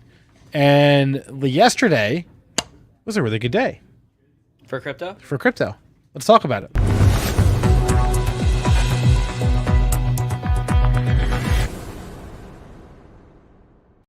So I feel kind of silly here because there used to be a time, Aaron, I don't know if you remember this, where we would mention prior to every single holiday. Prior to every single holiday weekend, stock market is going to be closed on a Friday or a Monday or whatever. Crypto never closes. There was a time when crypto would basically always trade up on those long weekends, and then it stopped doing that. But now it started again. Bitcoin had a great day yesterday. This is the heat map today. You can see most green on the screen. This and oil have been your leaders here to start the week in terms of the markets. And so I feel silly for not mentioning this on Friday. I apologize. But Bitcoin, what was it? It was at 28,000. Now we're at 32,000. Ethereum is back almost at 2,000 now. Solana is still way down for me, which is a bummer, but that sucks. So anyway, let this be a reminder. Long weekends. Don't forget, crypto tends to rally in and around long weekends. Our next long weekend is Juneteenth. Well, I was going to say, are the markets closed though? Yep. They are? Yep. Okay. Monday, so then 3 weeks from today, 3 weeks from yesterday. Yep, for the first time ever. 3 weeks from yesterday, June 20th. The Juneteenth holiday is June 19th, but it's being observed because it's on a Sunday. It's being observed on a Monday. So let this be a reminder for you on June 17th, maybe, or 18th. Take a look at crypto because it tends to trade up on these long weekends when the stock market's closed. Because I guess people are bored and don't want to or can't trade stocks, so want to trade Bitcoin. I don't know. In any case, this is your reminder that if you want free Bitcoin, go to Voyager, create an account using the code ZING, Z-I-N-G. Fund that account with $100. Make a trade. Any trade will do. And then they will send you $50 worth of Bitcoin straight to your This just doorstep. reminded me. I was trying to find. So I saw on Twitter the other day like an Excel sheet of web traffic. It was spread out. They had it broken up by like each month, but essentially just like traffic trends of different industries, and like sports gambling was like down 10% year over year. Crypto trading was like down 40%. Like travel was up like 20%. You could just really see where people were going less, where people were going more. But I'm trying to find that specific chart on Twitter that I was looking at, and I can't seem to find it. Yeah, I had a brief moment of panic last night because it occurred to me that I basically was. Oh, I found it. I was wow. I just searched web. I basically didn't pay attention to the news to the Johnny Depp trial. No, well that too, but to the news at all, like this weekend. Okay. So coming in like last night, I was like, shit, like did I miss anything? Because for all I knew, there was like some crazy international headlines I didn't know about. No, I don't think I did. All right, so this chart might be a little hard to read because it's not great quality for me even, but so here on the, so this is, okay, I guess it's not year over year. So this is saying, wait, let me figure this out. All right, yeah, this is saying 12/11, like from December 11th, I guess, to here. So I don't know why it says year over year if it's not even going back a year. That's kind of confusing. No, this is saying year over year. Oh, from that point. From that point. So from December to there. To the same point the prior year. Oh, wow. Okay. So, and then here the trend shows us, is it falling or rising? So travel is even falling from December. Yep. But it shows us, is that trend falling or is it steady? Sports gambling looks like been pretty steady. You have low digit year-over-year growth kind of throughout these last 5-6 months or so. Buy now, pay later. Also steady, but as really? Wow, that's surprising. As you can see, it says it was up 10% year over year back in January, now up only 4%. So it's not growing at the rate that it was, it looks like, but still holding steady. Buy now, pay later. Streaming is falling. As you can see, every single month here, it looks like we've gotten lower and lower year over year growth for the past 2 weeks. We've been at 0% and then 1% year over year growth for streaming. So not great news there for Netflix and its peers. Food delivery also is saying is steady, although, Spencer is saying 2%, 1%, 2%, 3%, 1%, so not like crazy growth or drop off in. What is going on? There was a loud applause and people going crazy. There's some sort of like rally or something happening. I can't even tell where it's coming from. I'll just go real quick through here and then say which ones have kind of defined trends, because that's going to be the most important. Crypto falling. As you can see, back in December, it was up 220% year over year. That coincides right around when we were seeing Bitcoin at or near its all-time highs. I believe that was in November, so this was in December, just a couple weeks after that. But now we are down 38% from where we were this time last year. So that's almost... and this trend looks like it is growing. It went from down 20%, down 30%, now down 40%. Ed tech, educational tech. What do you mean? What do we think? That's just Chegg? We should be way down. Yeah, Chegg, way down. Trading platforms, way down as well, Spencer, down 33%. SaaS, software as a service, down. Restaurants, down. That's kind of surprising to me. You would think if travel is up, restaurants would be up. Yeah. Dating sites, down. That's interesting. That is interesting. So this is from Jeremy Scott on Twitter. No relation to Michael. He is the director of research and investors at SimilarWeb. I thought that said XCIA. I was like, what? XCIA, that'd be funny. No, XCFA. Wait, if you're a CFA, aren't you always a CFA? I think you have to maintain the certification. Excel side analyst. So I don't know, Jeremy, Mr. Scott. I'll check his Twitter. I'll give him a follow. I'll check his Twitter. We'll see if we get more updates like this, because I do think some of this web traffic, which is actually I really like SimilarWeb, and they're doing some cool things on the investor side now, can be leading indicators, right? We can see some things in web traffic that maybe you're unable to see from the companies until they give that earnings report months and months later. Yep. So last week, Aaron, we were talking about it was on like Tuesday or Wednesday. We were talking about the shooting in Texas, and as part of that conversation, I made the comments how, like, for better or worse, there was always a way. There's always a really, like, what's the word I'm looking for? There's always a way to trade anything, right? And that's sort of what makes Wall Street, and it is, I think, not always super morally right, but there is always a trade to be made, and that applies for bad events and for good events and for neutral events. So we were talking about Juneteenth before, and I'm sorry, I forgot who was in the chat. It was Hex 214 Pony brought up. There is a Juneteenth trade. If you want to trade it, UONE. Don't be surprised. This stock is a super low float name. I'm going to bring up a chart up now. There it is. Nope, that's not it. Hold on. UONE. There it is. Okay. This is a thing. Like, looking for trades off of holidays, and you can say this is wrong. Well, I mean, yeah, I kind of think it is, but the market thinks it's not. So here's an idea for you. UONE into Juneteenth. We talk about catalysts all the time. This is a crazy stock, man.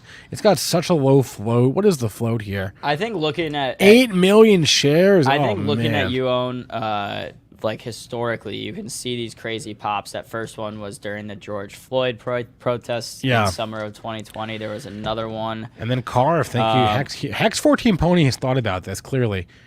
Carver Bancorp, CARV.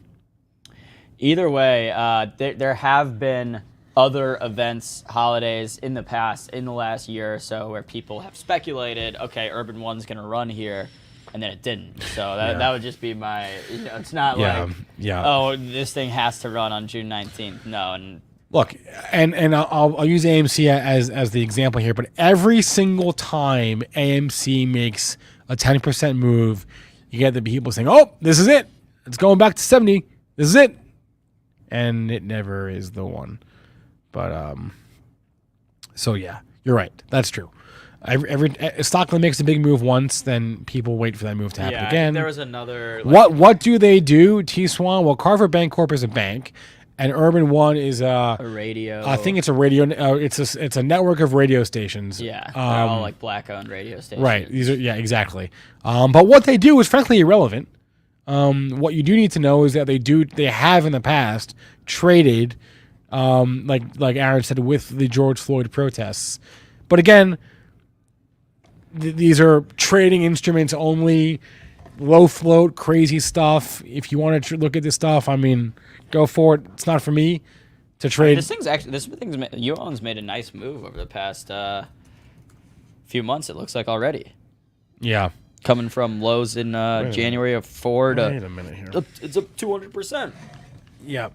Wait a minute. I see producer Rohan has uploaded a video to our studio here. Producer Rohan, can you give some color? What video is that? And it's one of the FinTwit interviews. Just I thought I was gonna message you, but just feel free to play it. Who's it? You gotta cue me up, man. Who's it with? This is Invest with Options. Oh, I did this one. Yeah. Oh, okay. Then we can do. All right, we'll do that after Christian Fromhertz in the next in the next hour of the show. Okay, let's go back to my scanner tool in Benzinga Pro. This is where I live during the day. Look at your movers from the open. Oh, I saw a fun stat. I don't think you heard it this morning when I said it, Aaron. From Bespoke Invest. Okay. Last week, the SPY closed higher between the open and the close. So between just 9:30 and 4 p.m., it closed up every single day last week. Okay? Wait, how did it close in between the open and the close? What? No. What? You're just saying at one point during I'm saying you're saying at one point during the open market. No. I'm saying it was trading lower than the No, that's not what I'm saying. I'm saying from 9:30 to 4 p.m. Okay. SPY went up every single day last week. So every single day it opened lower than it closed. Yes. Okay. It closed higher than it opened. It closed higher than it opened. Yes, it closed higher than it opened. That's what we want, right? Yes. Okay. What? Am I speaking French? No, I was kidding with you there. The first time you explained it, and I think the chat will back me up. Okay, I didn't explain it well. Sorry. So maybe you did. Last week, SPY closed higher. It closed at 4 o'clock above where it opened at 9:30 every single day last week. Since the SPY was launched in 1993, do you know how many weeks that's happened? Where the SPY twice. No, a few more times than that. Eight. No, it's happened 50 times. 50? 50 times in 30 years. Okay. Where every single day last week, the ETF closed higher than it opened. And so I said this. Isn't that interesting? That is. Is it useful? I don't know. That's a Ryan Dietrich stack. I said this, I don't think it was last week, maybe the week before, that what I'd be kind of looking for in terms of like when we do get buyers coming in, money coming off the sideline, I don't really care to see SPY up 2.5%-3% on a relief rally on a week where we're trading down every single day. I would rather see movement like that, Spencer, where it's more gradual, just up grinding higher each and every day. Although we did have a pretty big move on Friday on the SPY, especially after that PCE number came out, which we kind of dropped the ball on a little bit. But what do you mean? I kind of poo-pooed the number when it came out, not thinking how important it was, and forgetting that the Fed has said that is one of their. That's their favorite. We talked about we talked about this on Friday. Why do they like the PCE more than CPI? And I speculated that I don't know. Maybe it's because it's a more That's a great question. 30. more of a leading indicator than the CPI, because the CPI is coming from the consumer side, whereas the PCE is coming from the business side. So the idea is that you'd be able to see how much more money the businesses are having to spend on inflation, and then that's going to be either passed on or not passed on to the customers. But remember, I had these QQQ calls, and you were like, let's check back in on those in an hour and see how they were doing. And they were still doing great. Yeah.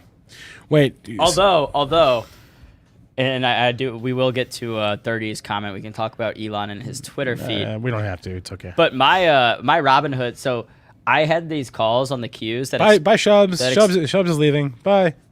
See you on Thursday. See you later, man. Friday. See you on Friday, man. All right. So I had these calls on the queues that expired on Friday. Yep. I wanted to hold on to them specifically for like a 3 p.m. to 4 p.m. rally. And then sell them like at the. Didn't I say we should reassess this in a couple hours? Yeah. And then we never did. And then we never did. Well, the show ended, but we also never reassessed it. But they were still trading higher. But then Robinhood closed the position knew this was gonna for happen. me at 3 p.m. And then the queues went up like another %. Like, and I like understood. I like wasn't mad about it because I still made money off of them. And I honestly like, I don't even know like what happens if I'm in the money.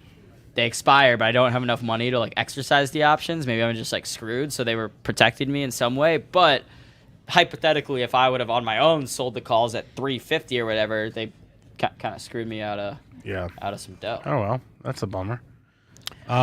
Wait, there was just something in the chat About 7-Eleven? No, not about 7-Eleven. I pulled up. Oh yeah, RB is asking the obvious question, okay, on that fun fact that I gave about the spy. Well, what happened next? Truthfully, RB, I don't know, and here is why. I saw that stat from Bespoke Invest. I get their emails, but I am not a paid member of their service, so I don't know what happened. But I do have no, never mind. No, I don't. I can't answer this question because I don't know. I guess I have to be a paid member and pay $500 a year to get that data for you, RB. But I don't. Sorry. So yeah. And then Anthony Wilson. Yeah, I hear your point as well, but still not for me. Okay. So at 12:53, we're going to have Dave Mazza from Direxion on in a few minutes, talking to leverage ETFs and answer that question we had earlier on the chat about the TQQQ. What else did we have to address? What other stocks that were on my list here to talk about that we haven't talked about yet today? We have some earnings this week. Did you know that? I did not know that, Spencer. We have Salesforce tonight. We have. Oh, I didn't see this. UBS is upgrading all the cruise liners today. Oh, that's interesting. Well, not upgrading. They're just giving positive commentary. I don't care about that. No, the reason I just pulled up 7-Eleven on my computer is because I was in a 7-Eleven yesterday. I was curious who owns 7-Eleven. Oh, because it's not public. Oh. So all right, here's my thought. But I wish it was. Here's my thought thesis on the cruise lines, airlines. All right, Spencer, say you buy, you and your fiance. I'm so glad I didn't buy a cruise line stock a few months ago. No, I'm not gonna say a stock when I wanted to. I'm not gonna say a stock. Okay, if say I buy, say you buy you and your fiance a tickets on a cruise, maybe for your honeymoon, whatever. Okay. How do you intend to get to that cruise? Well, it depends where the cruise leaves from. Okay, let's say you're doing an Alaskan cruise that leaves from Seattle. Then I have to fly there. Okay. So I'd rather buy the airline that you have to use to get to the cruise anyway, where there are also people buying the airline tickets to not go on the cruise. Yeah. It's like a shovel play to the cruise industry. Okay. I mean, yeah, a little bit. I would assume, and this is without looking at the numbers, that the majority of people that buy cruise tickets also have to buy flight tickets for that cruise. Could be wrong. Wait, dude, what is this person in the chat? I'm just going to block you because I don't know what you're saying. What are they saying? No, this person, I don't know what they're saying. I just blocked them. So, sorry. I couldn't understand what that meant.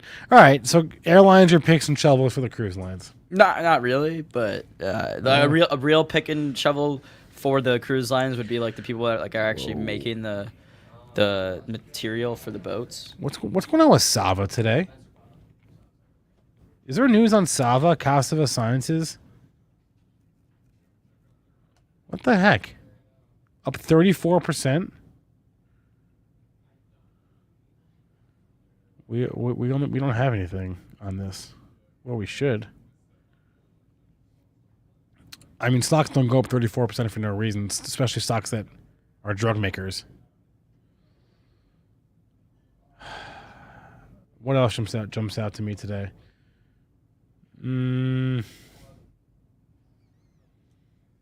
Market very mixed. Very mixed.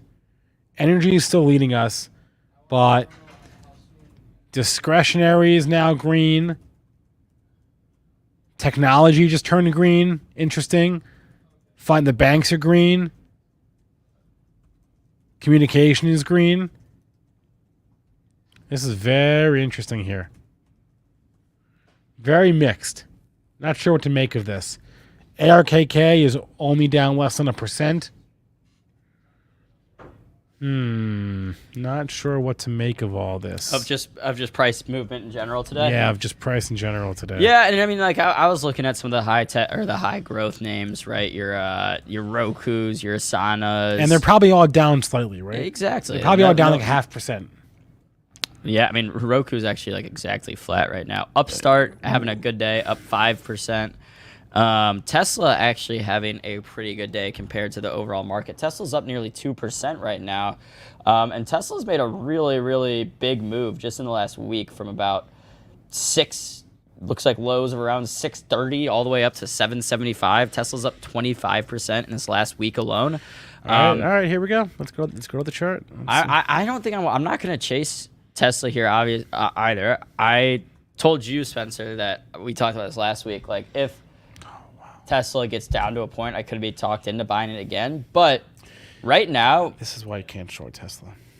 See, what I'm gonna do though, Spencer, is why you can't short Tesla. I'm gonna save up some coin over the next like month and a half, and I'm gonna put a, for me, decent sized position onto some like puts onto Tesla into its next earnings. Okay. Any particular reason? I think we'd be talking. So Tesla reports July 20th. We'd be talking about the quarter from March to June. I know in that quarter, demand for cars domestically has fallen. If you just look at how many new and used cars have been bought, it's gone down. I don't know specifically to Tesla, but then on top of that, the China. I know if there was a month in there, I think it was the month of April, or there was a certain month where not like a single car was sold in China because people were all locked down. I would be shocked. No, but they're coming out of that now. Right. But that's not going to be reflected in them coming out of it now. Oh, I mean, it could. It could be. I guess if there's like a huge spending spree of Teslas. But yeah, I mean, it's a very speculative bet. I could be very wrong, and if I am, then I'll still be okay because I have very much exposure to Tesla through various ETFs. I was talking about VOOG last week, which I've been buying, which is just the Vanguard S&P 500 Growth ETF. And one of the reasons I've been buying VOOG as opposed to just VOO is because VOOG has less energy exposure, and energy's already been so hot that it's just, okay, maybe do I want the exposure that maybe we'll catch up to the rest of energy. Maybe energy stays hot, and I would rather have that exposure. Who knows? But VOOG, for example, Tesla is the fourth biggest holding in that ETF, and that's my biggest holding. So in a way, Tesla is still very much part of my portfolio. I sold my individual shares of the company, but that's the downside of ETFs right there. Is that, or especially passive ones, is even if you want to get rid of your exposure, to a stock and you sell it, you still have exposure Yeah, to it. But the flip side to that is now that if I'm wrong about selling my Tesla and it goes up to 2,000, Yep. Let's keep an eye on Amazon and keep an eye on Shopify. When is the Shopify stock split? That's a good question. It is June 22nd. No, June 28th is the split date. The split date. The record date's so I got it. So the record date's the 22nd, but the actual split date is June 28th. So that's long enough away where not on my radar. That's too far to care about. Amazon, though, is this week, isn't it? I think it's Friday. So keep an eye on that. It's 101. Oh, it's all track of time. 101. It's 101. All right. Who wasn't in the chat? I forget who it was, like an hour ago, that was asking about should I buy TQQQ and hold it for the next 10 years? And I said, no! I swear we get this question like every single day. It's not specific to that ticker, but similar tickers like it. So and I said, don't do it. And then I said, wait, I'm not going to answer that question yet because our 1 o'clock guest can answer it with more authority than I. So without further ado, let's bring on Dave Mazza, head of product at Direxion. They're a firm that has leveraged and inverse ETFs similar to TQQQ, and he can explain why is not a great idea to just put this in a port. I think the question was, why shouldn't I hold it for like 3 years? I think that was the question. Well, let's get Dave Mazza's thoughts on this.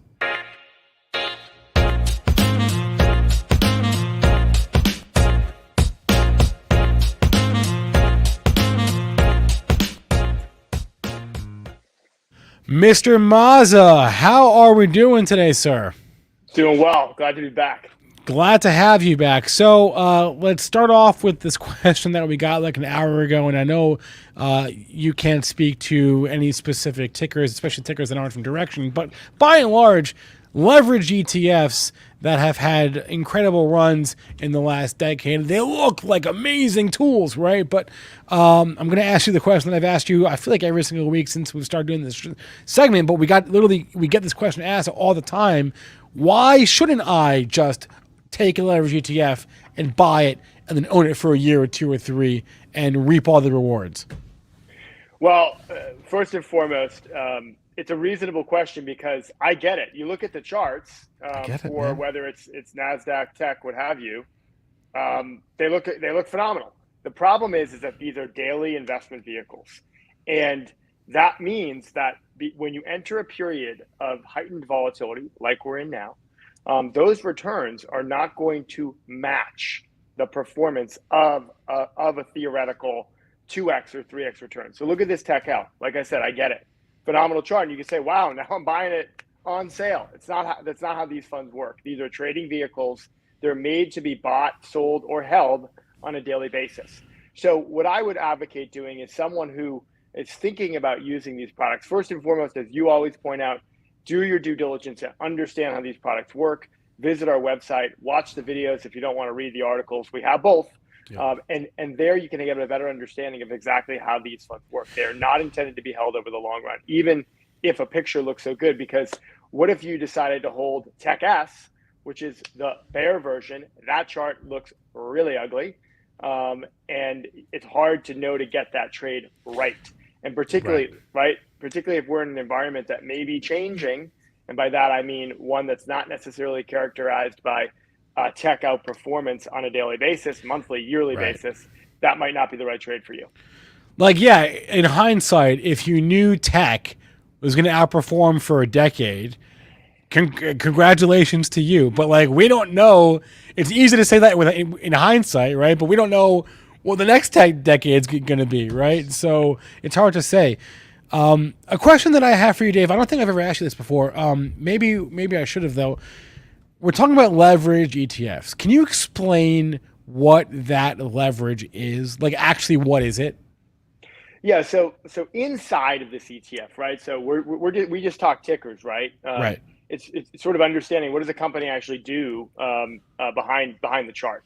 What these funds is the way generally they're constructed is using what's called a total return swap and an individual equity or ETF. So, for example, in the case of TechL, as you had up there, we will own shares of the underlying index. So those are S&P 500 technology names, generally up to that 100% weight. So let's say $100 worth of stock. But to get that amplified exposure, we use something called a total return swap. Sounds kind of complicated. It's really not. It's just an agreement with a counterparty, in this particular case, investment banks, to provide us with the return of that ETF or index on a daily basis. So in larger funds, we'll have multiple counterparties to reduce counterparty risk, but that's really how they work. And then every day, we are either buying or selling more stocks or putting on more or less swap to ensure that exposure gets reset on a daily basis. So these swaps, they're basically just contracts that you have with a bank that Correct. say, hey bank, if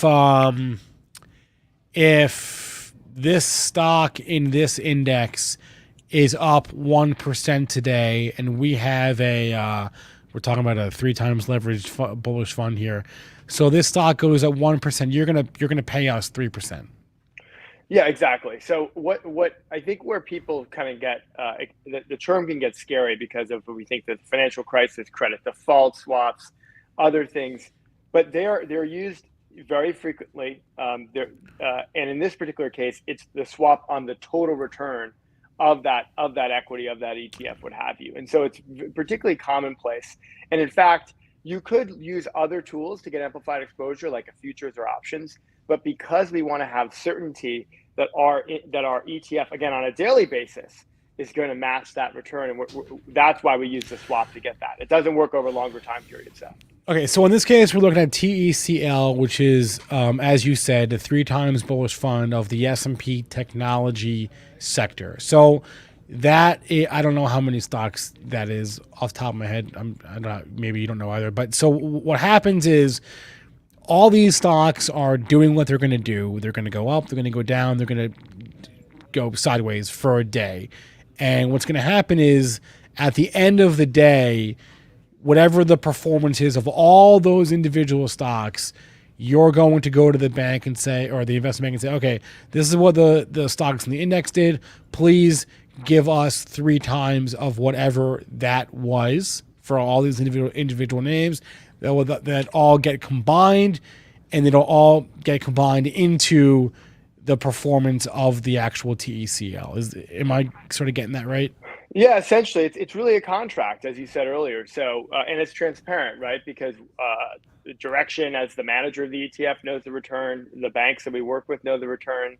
And yeah, it's pretty simple. So let's say the index is up 1, it's gonna the contract would be up 3, what have you.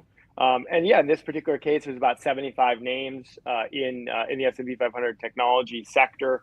It's a pretty concentrated index with Apple and Microsoft each over 20%, and then a huge tail. Yeah. So, like anything, the return is going to be driven by the names that are in the portfolio. You know, the weighted average of them, particularly in this case because it's market cap weighted. If you recall, last week we were talking about the difference between market cap and equal weighted. Right. In this particular case, you know, as Apple and Microsoft and the other names in the tech sector go, so will XLK, which is the 1 beta ETF, and then of course TechL is going to be an amplified exposure of that. Right.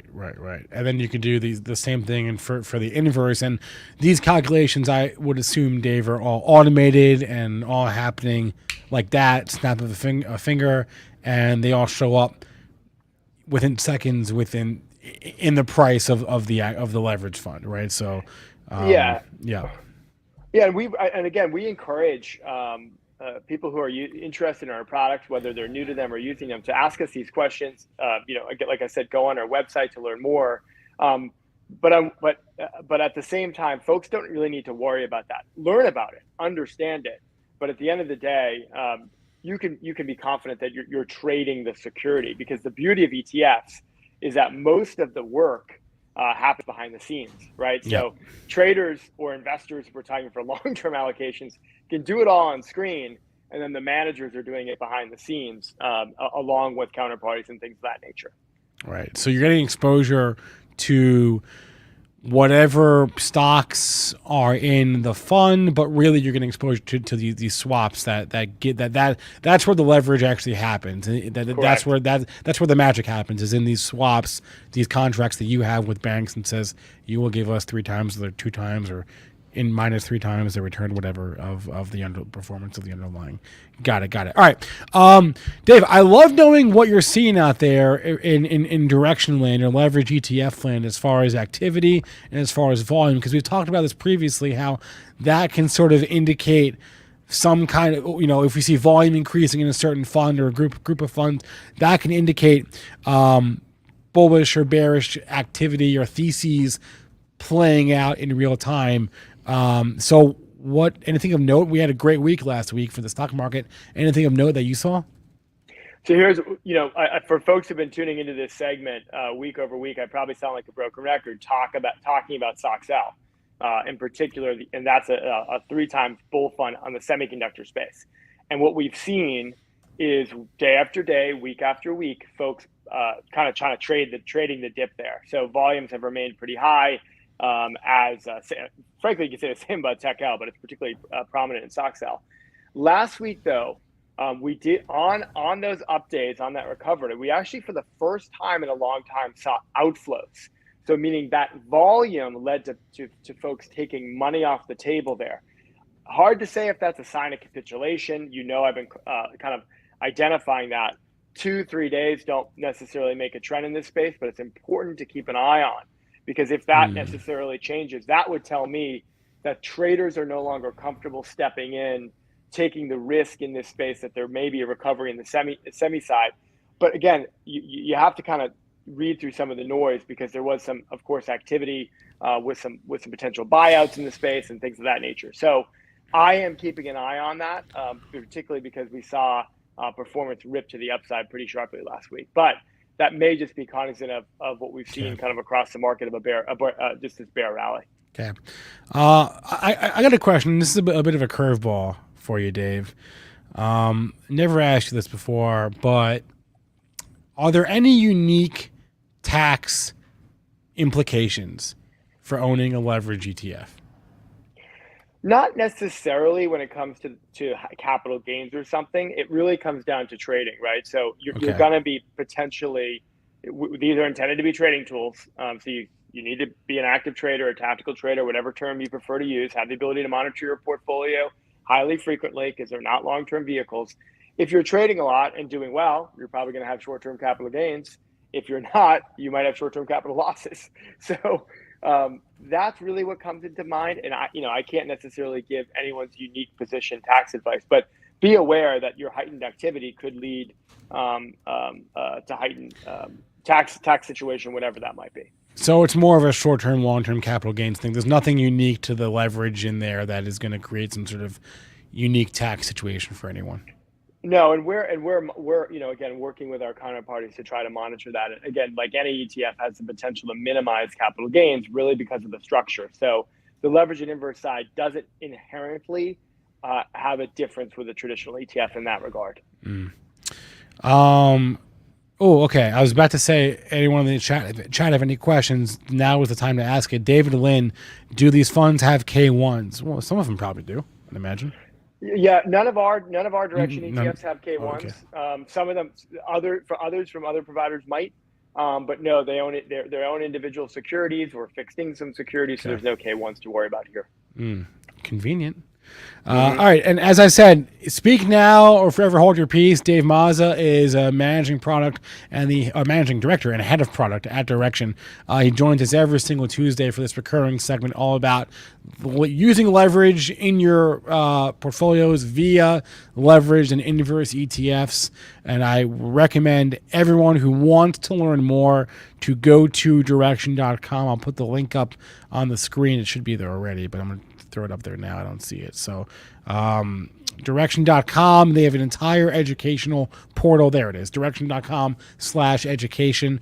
I have done those quizzes and exercises, and I highly recommend you do the same if you want to learn more about how to use these instruments, these securities, as part of a larger strategy. David, before I let you go, last question. I imagine you talk to all types of different people, traders, investors, and the like.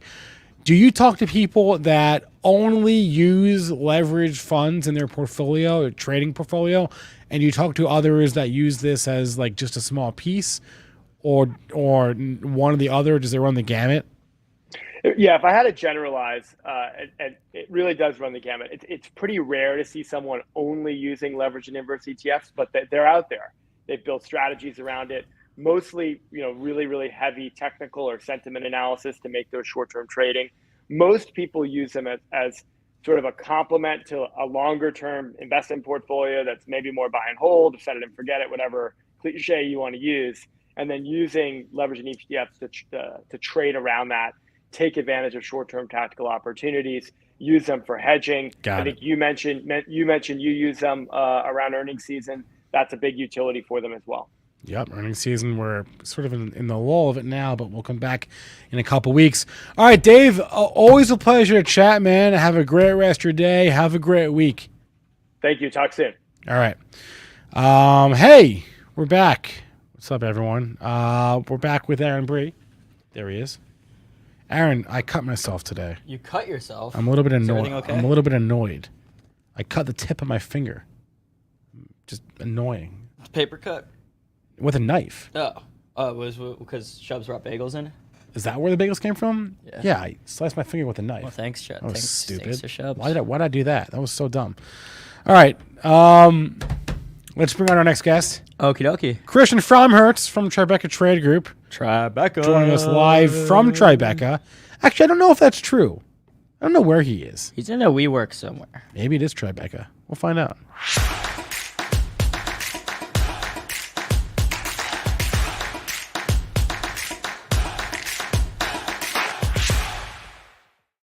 Christian Fromhertz. How's it going, sir? What's going on? How we doing, guys? Happy almost, it's, I guess, synthetic Monday. It's Tuesday because of the holiday. Yeah. So trying to ease back into some things today, but very whippy price action. Yeah. We were just talking about that. I don't know what to make of this, man. It's not. It's things. It's very mixed out there. I don't really know. I don't really have a take. Do you have a take on this? I just think it's month end and it can be a bit noisy. There can be a little bit of that like portfolio type rebalancing, pension fund rebalance, month end rebalancing. And I'm more interested, I think, in what we do tomorrow, which is the first day of the month. And typically some new money gets put to work. So I'm kind of interested if that happens tomorrow. If it's the usual type of, those pension funds putting some new money to work, or if they're going to be on the sidelines, or maybe they get cute and put money someplace a little bit different. So this is a common thing you see sometimes whenever there's big moves at the end of the month or the start of the month. That's attributed to, the pension funds are deploying gajillions of dollars of capital out there, but I think that's one of those like default things that we just kind of blame with that. Whenever there's not a good reason for something, you just blame the pension funds out there. Right? And then Christian, I mean, typically June is kind of a lower in terms of volume, lower trading volume in the month of June. Is that typically the case?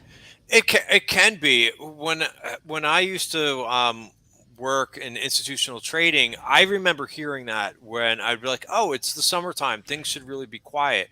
And I had a couple years in my institutional trading career where that's what I thought. I was like, oh, it should be very calm. And sometimes it's just the opposite of what you think. So I think you just kind of have to, realize that it may be quiet because that's typically how it is. But it certainly doesn't mean that it's quiet, because if you look at the market and what we've seen over the last week, we've seen some players come back into the market and kind of buy the dip a little bit. So, we could get more of that. We also have another Fed meeting coming up and another CPI report. So, if that ends up being a inflation report that isn't exactly in line with expectations, then regardless of June or the summertime being traditionally quiet, you might actually see some volatility and some market action around that. And then right after that, we get another Fed meeting, so we get to hear from Powell again, and whether he's going to be nice Powell or I've been wondering, Christian, whether we're going to hear from Powell today, because we know he's meeting with Biden, and I said this earlier.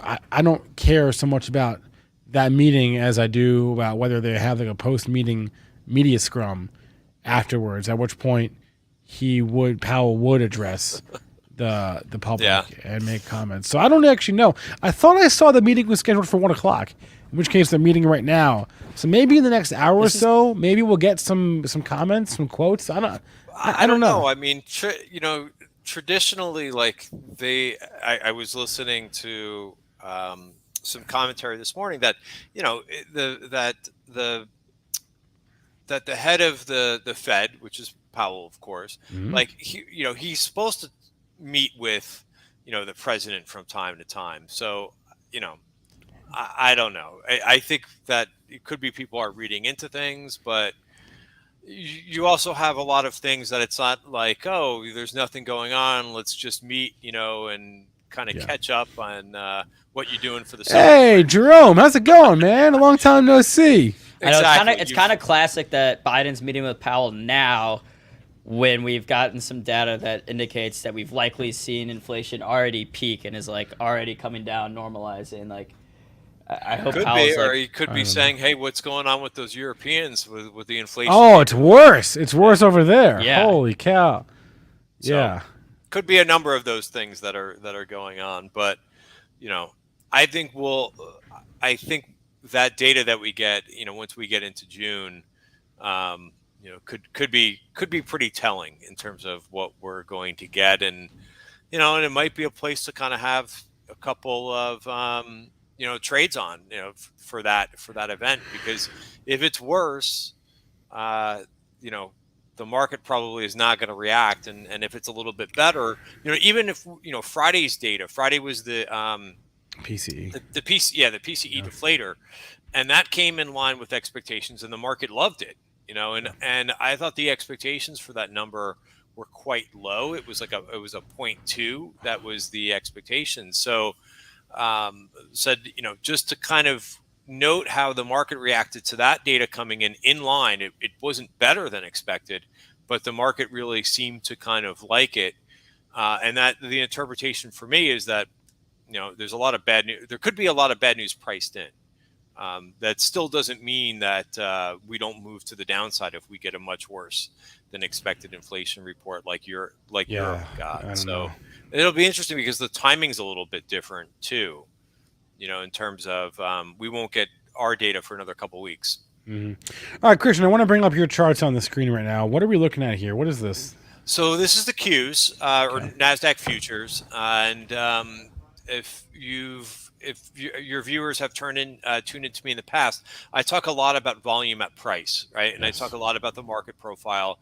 I have my own proprietary indicator on my screen. So what we're looking at is a valuary for today, which is just based on where the futures traded on Monday. And even though it's like this is very, very short term resistance, you could see that we're having some issues with that 12,753.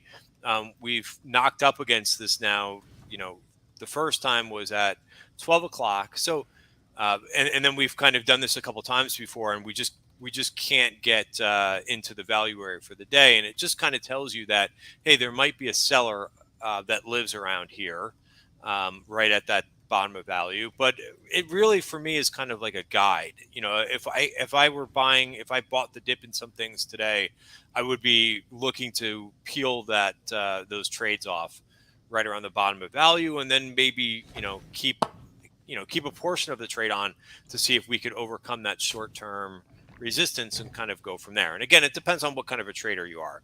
What I'm kind of referring to is more of day trading and some short-term swing trading in terms of just levels to watch. And then let's see. So we're still looking at the NASDAQ futures here. I'm just doing some checks on that. Yeah. So it's, and again, I use multiple time frames, because, I was wondering this morning that we really don't have, looking on like the 1 hour chart, we don't really have any major resistance or major support, right in front of us until I'll have a new value area for the month of June, which is tomorrow. So I'll have a nice level to trade against for that. But as of for today, I was kind of forced to kind of look at some shorter term things just to find where we have some resistance and where our support is. I always like to know where those pivot points are, so that you can kind of make some, understand, where to take some, either take off your trades, for profits, or, the other way, if there's some volatility, where you basically want to get out of some trades in terms of stop prices, looking at those indices. Real quick, there was a question from Hertz Scrambler in the chat about steel stocks today getting hammered. I don't look at this so much anymore, but when in doubt, check out your ratings, because we do have a Goldman Sachs downgrade of steel dynamics today, just to neutral, nothing crazy, but STLD. So if you're looking for a catalyst, that could be it. On why steel is getting hammered today more than the overall market. But yeah, and they've been outperforming too. Yep. So I think some of these areas that were just, well, first of all, everything rallied last week, but I was super impressed with, the chemical companies, the lithium companies, and the steel companies were kind of in that bucket too. But like, Nucor is the one that I've been trading. But yeah, you're absolutely right. STLD got a downgrade as well. So, but I would kind of look at this in terms of, here's the 1 hour chart in Nucor. You made this move last week. You had a little bit of a check back to the top of value. This was around Tuesday, Wednesday last week. And then we just, we took off, and it just made a real nice move. So, even if you come in here, which I see support for the week around 131.65, that's where I would look to see if this thing can kind of bounce. It doesn't have to get down to 131.65, but you could kind of see this is not that bad. And if you're looking to go long, I would rather be, kind of looking for a little bit of a dip here or a little bit of a retracement, because this was a really sharp move over the last week. And I actually, I know this one is super, super hot, but similarly, SQM, not steel, but lithium, and also is involved in chemicals and so forth. I actually bought some of this today, kind of a starter position, because it's finally made a little bit of a retracement. And as long as it holds this 105.86, I can position around that a little bit. If it doesn't, then I'll stop myself out and reassess, because maybe it might want to retrace a little bit more of this move, and maybe let the 20-day moving average catch up with it. But I'm trying to take advantage of the dips in some of these names today. Christian, do you have parameters or qualities of a stock that you will not trade, whether it's volume or price or market cap or anything like that? Yeah, I mean, that's a great question. I mean, I definitely try to tailor things around to what the market, how the market is kind of behaving. So we'll talk. I'm going to get back to valuation in a second, because I think that's one of the adjustments right now in this market to make. But really, it's price. Price is a huge thing for me. Right now, I'm positioning. I like positioning in some of the chemical companies, because they're in uptrends, right? They're showing market leadership. So generally what I like to do is buy the dip in uptrends, and I could trade the names that are in downtrends, but most likely they're going to be day trades for me. So I really don't touch too many names that are in, downtrends, unless I've really got like a defined type trade, or it could just be, a day trade. So that's how I'm looking at a lot of the beaten up growth names for now. I'll let the growth names kind of rise up to where they're back in uptrends a little bit. And, I'm looking for relative strength in the tech and in the growth. And, and then I'll make my decisions based on that. But if a name is in a downtrend, the price tells me so much. I never try to, I never try to argue with price. I believe price is always right, and there's something that's for a reason why many of these names that were in uptrends are now in downtrends, and I try to play them once they qualify for my system. Okay, so my takeaway there is there really isn't any reason you would disqualify a stock other than the valuation and the trend. Yeah, definitely the trend. And I wouldn't disqualify it in terms of valuation.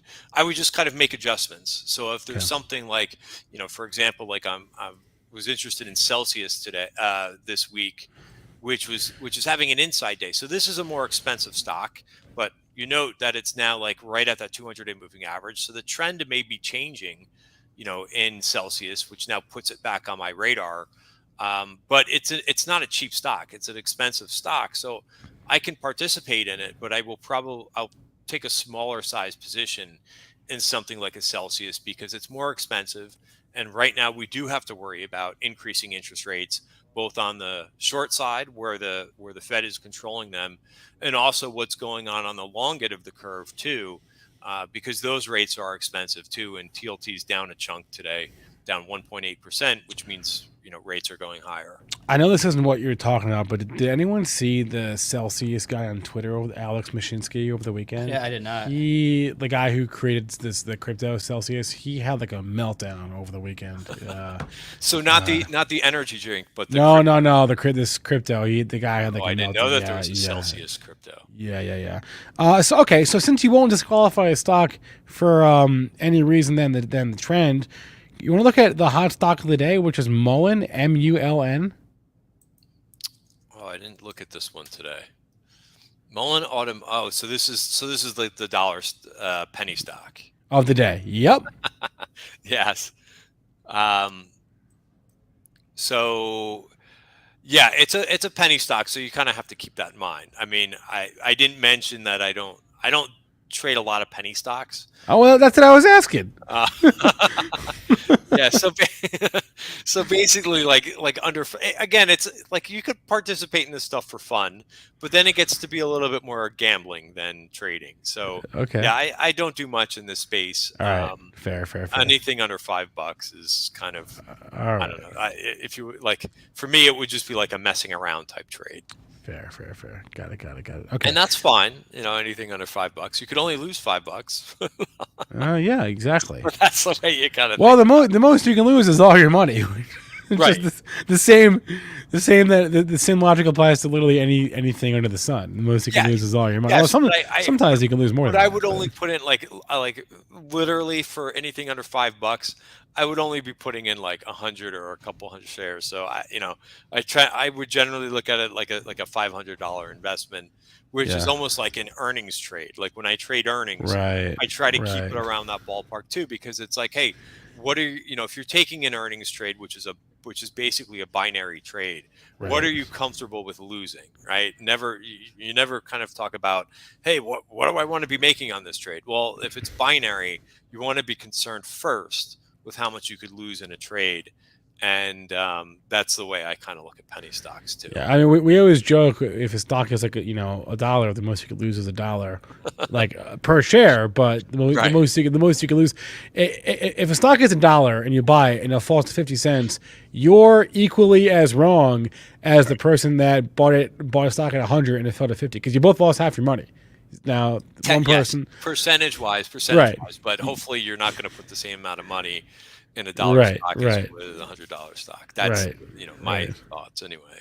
Right. Oh, Hertz Scrambler, you're right about that. Forgot about that Hertz Scrambler. Yeah, good. Yeah, we had a pumper. We had a Mullen pumper in the chat on like, it was like a Wednesday, I think, last Wednesday, and they literally gave us like $90 of like super chat comments, and they were just pumping Mullen, and then they left, and we never saw him again. I don't know where they went. Dive bomber coming in for the pump, and then I'm out. I love that they got to go into another room and pump it up in that. Yeah, I don't know where they went, but hey, congrats to them today, I guess. Anyway, Christian, is there anything else that's on your watch list here today that you didn't trade yet today, but is on your watch list for the week or what?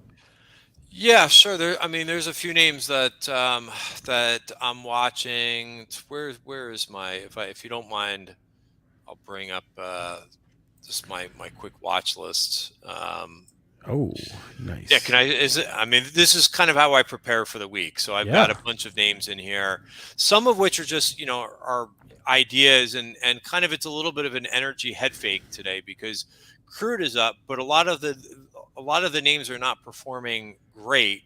I also think that speaking of names that are in downtrends, but I do find them very interesting, is the Chinese internet names. So China was open for 2 trading sessions while we were closed, but I do like PDD, which is a name that had earnings last week.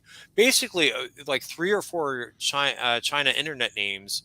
The ADRs had earnings last week, and they were all really good reactions. Baba, Baidu, and JD, I think, all had earnings. Yeah, so I think the Chinese internet ETF is really interesting here. While it's and again, I don't do a lot of swing trading and downtrends, but this has me interested, and I think that because of the runway and the bounce that these could see, 35.62.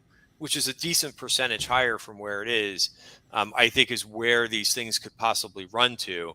And that would be maybe somewhere close to the 200-day moving average. So for a counter trend trade, I am interested in some of these Chinese internet names. Of course, they add another layer of risk to them, but because they are Chinese names and there's various different regulations and so forth, but I am interested in this group, and specifically to the solar names are acting pretty well. I was looking at Jinko Solar today, actually. Yeah. I'm glad you mentioned that, Christian. So I always look for the one that is in, so if the whole group is in a downtrend and the whole group is starting to act pretty well, as they are right now, right? And the Hang Seng is above the 50-day moving average for the first time since February. Hey.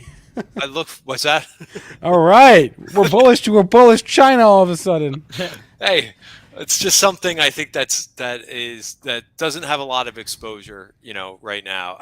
For good reason, I think. For good reason. There's not a lot of. I think there's not a lot of institutions that are in this group right now, and might be interested in, a BABA or one of these names that are acting better or that had good earnings. So this is one that's in an uptrend. Also, DQ is another one. Now, again, the way that I think about these names too is if they are another layer of risk, which I believe them to be, I just don't take a big of a position as I would in in a U.S. solar name, right? Or a U.S. growth name. So. You could dial down your position size because some of these things will really move when they get going, so that you can have a little bit of exposure, but not a lot of exposure. All right, nice.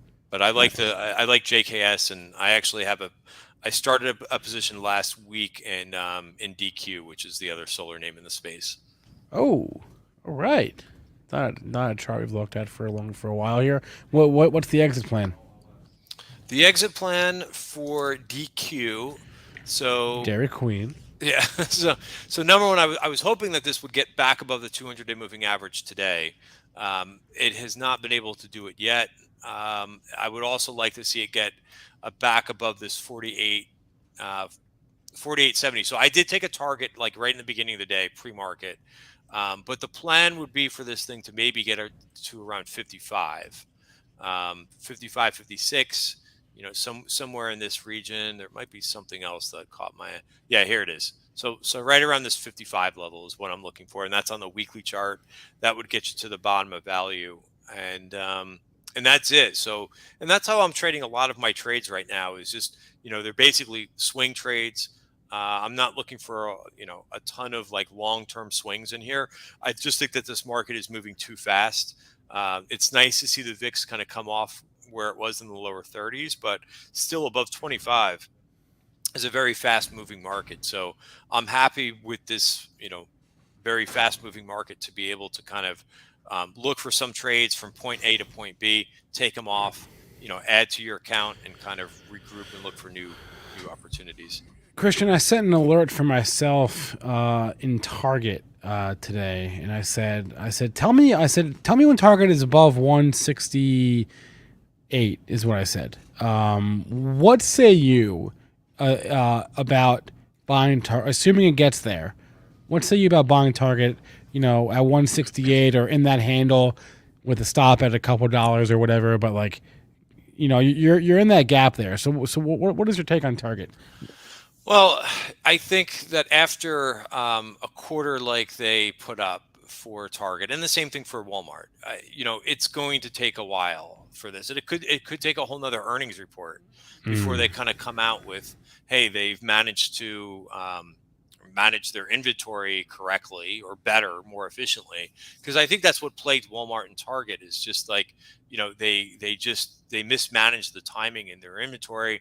Before they had too little, now they've got too much. So, I like the idea of like longer term because I don't think anything happens to Target over the long term, but you might have to sit with some pain for a little while. So I think it's smart to have a stop. If let's say that you did get involved in it today, I would use, and this is going to be the new value area for the month of June. That's why it's not lit up yet, but I would watch 160.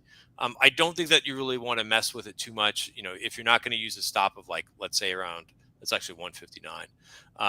But if you're not going to use that, I would use the stop of, where it made its low on earnings, because then you might, That's smart. It might be slipping a little bit too far, too much, and you might want to look for a little bit more stabilization. But I get that idea of saying, hey, Target should be able to kind of turn this around. Maybe this is some short term, with all the supply chain issues, that this may be able to clear up when you get through 3, 6, 9 months, and it might be back to normal. Also, if you look at this weekly chart, so if you let it go and maybe it comes down in here to 144, that might be a level to try against, because we've certainly seen, in that area. And again, I think Target is not like the case of one of like, a high growth company that doesn't have earnings. Like, Target has earnings. You do. So it's kind of the same situation that, like, I was looking at JP Morgan about a week ago, and I didn't pull the trigger. I didn't buy any, but I was looking at it and saying, hey, this is probably a decent spot after a nice decline to give this a shot, like JP Morgan, for like a longer term. Hey, it pays a dividend, it's a solid company, but something that is a little bit more stable, dividend earning company. That's a nice dip to buy right around 118, and sure enough, it's up to 130. And the catalyst there was, Jamie Dimon had some good things to say about the economy and so forth.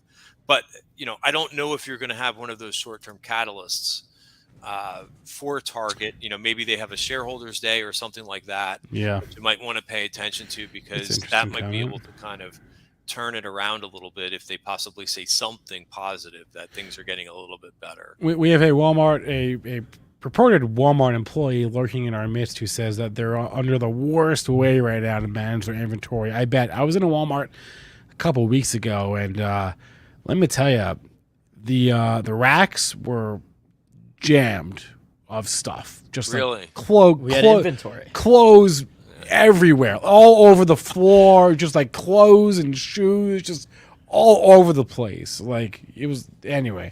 So too little inventory, not a problem here. Too much is the problem. Christian, what about Costco? Oh, I was in the Costco on Saturday. I don't know. The days blend together, and also I started to get concerned in the pandemic when even Costco had like supply shortages, but I haven't seen anything like that for some time now in Costco. It looked like they didn't seem like they were out of anything. Well, Costco, from what I understand, and I think this is only a portion of what they do for shipping, but I believe they actually like bought a couple of their own containers, like container ships. Smart. So to kind of alleviate, and so now they don't have to go through like a third party for some of their shipping. So if it's stuff that they really need to get for the holiday season, they've got like a little bit of, of that situation where they could say, hey, we're going to use our own container ships. So I believe that's what I heard. And I think Home Depot did the same thing on a very small scale. So at least if they really need something, but I would take advantage of, rather than personally, I think Costco's a better run company, and you got a nice move off the highs, 611. And I would watch the level. So it's not that much of a bumper room here, but I would watch this 461 level, and I like buying quality. I think a really finely run, company, and I think you've got a level to trade against 461 that's certainly decently off the highs. Yeah, I mean, I didn't get the sense that there was like any shortages of anything in Costco. I remember like going to Costco like April, May of 2020, and they were like one steak per person, and I was like, what? Wait, who was doing that? It was like Costco. It was like, yeah, that's tough for Memorial Day parties, that was when I was like, oh man, if Costco's having problems, then we're screwed here. Everybody gets a bite. Yeah, that was in the throes of the pandemic, but we're past that now, thankfully. Christian Fromhertz runs the Tribeca Trade Group. Great to follow him on Twitter at @CFromhertz. Christian, it is always a pleasure. You and I are going to hop on the phone tomorrow, but it's great having you on. Always great to talk to you. I always learn a lot, and we'll be in touch, man. Great. Cool. Thanks, guys. Always a pleasure. Always a pleasure, Christian. I'll see you next week. See you guys. Take care. All right, it is 1:47. We still have that video that producer Rohan gave us. I don't know how long it is. This is an interview that I did at the FinTweet conference. Hey, can we play the interview I did with William Hung? What happened to that video, Rohan? I want to play that one. Maybe we can do that later this week. But there is no live episode of the Roadmap today. They're going to do a replay because they're coming back from a long weekend. I think they're still a little bit because they partied too hard over there, the Roadmap crew. So no live Roadmap today, but there is a live at the close today at 3:30, and there is a live Cannabis Insider at 4 o'clock. Also, no Money Mitch because Mitch is moving. Whoa! He's moving. Shout out, Mitch. He'll be back tomorrow, I think. He's moving to East Coast because he knows. East Coast. He knows that's where the party's at. So, is there anything we didn't get to yet? If not, I'm content to just play us out. I think this video is only like a couple minutes, honestly. And Rohan asked if we could play it. But before we do that, was there anything else that we didn't get to that we wanted to get to? There was something I felt like I wanted to talk about, but then I was like, oh, okay, I'll have some time when we're done with Christian. Now I forget what it was.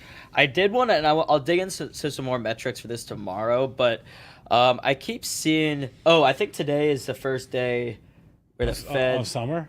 Wait, no. Biden's speaking right now, I guess. Okay, that's not interesting. First day that the Fed's balance sheet is actually coming down. Yep. Tomorrow is when the Fed actually starts selling their mortgage-backed securities. But I wouldn't be like, let's go buy puts today for this. Like, this is something that everyone knows. It's priced in. But tomorrow is the first. Because I've been seeing a bunch of tweets. And remember, the Fed still hasn't even been trimming its assets yet. Well, tomorrow you can't say that anymore. The other thing I was going to say I wanted to get some more metrics on was I keep seeing people still comparing this market environment to the .com bubble, which I just... Wait, look at CNBC right now. Sorry. They just had whatever camera feed they had from the Oval Office just got the boot.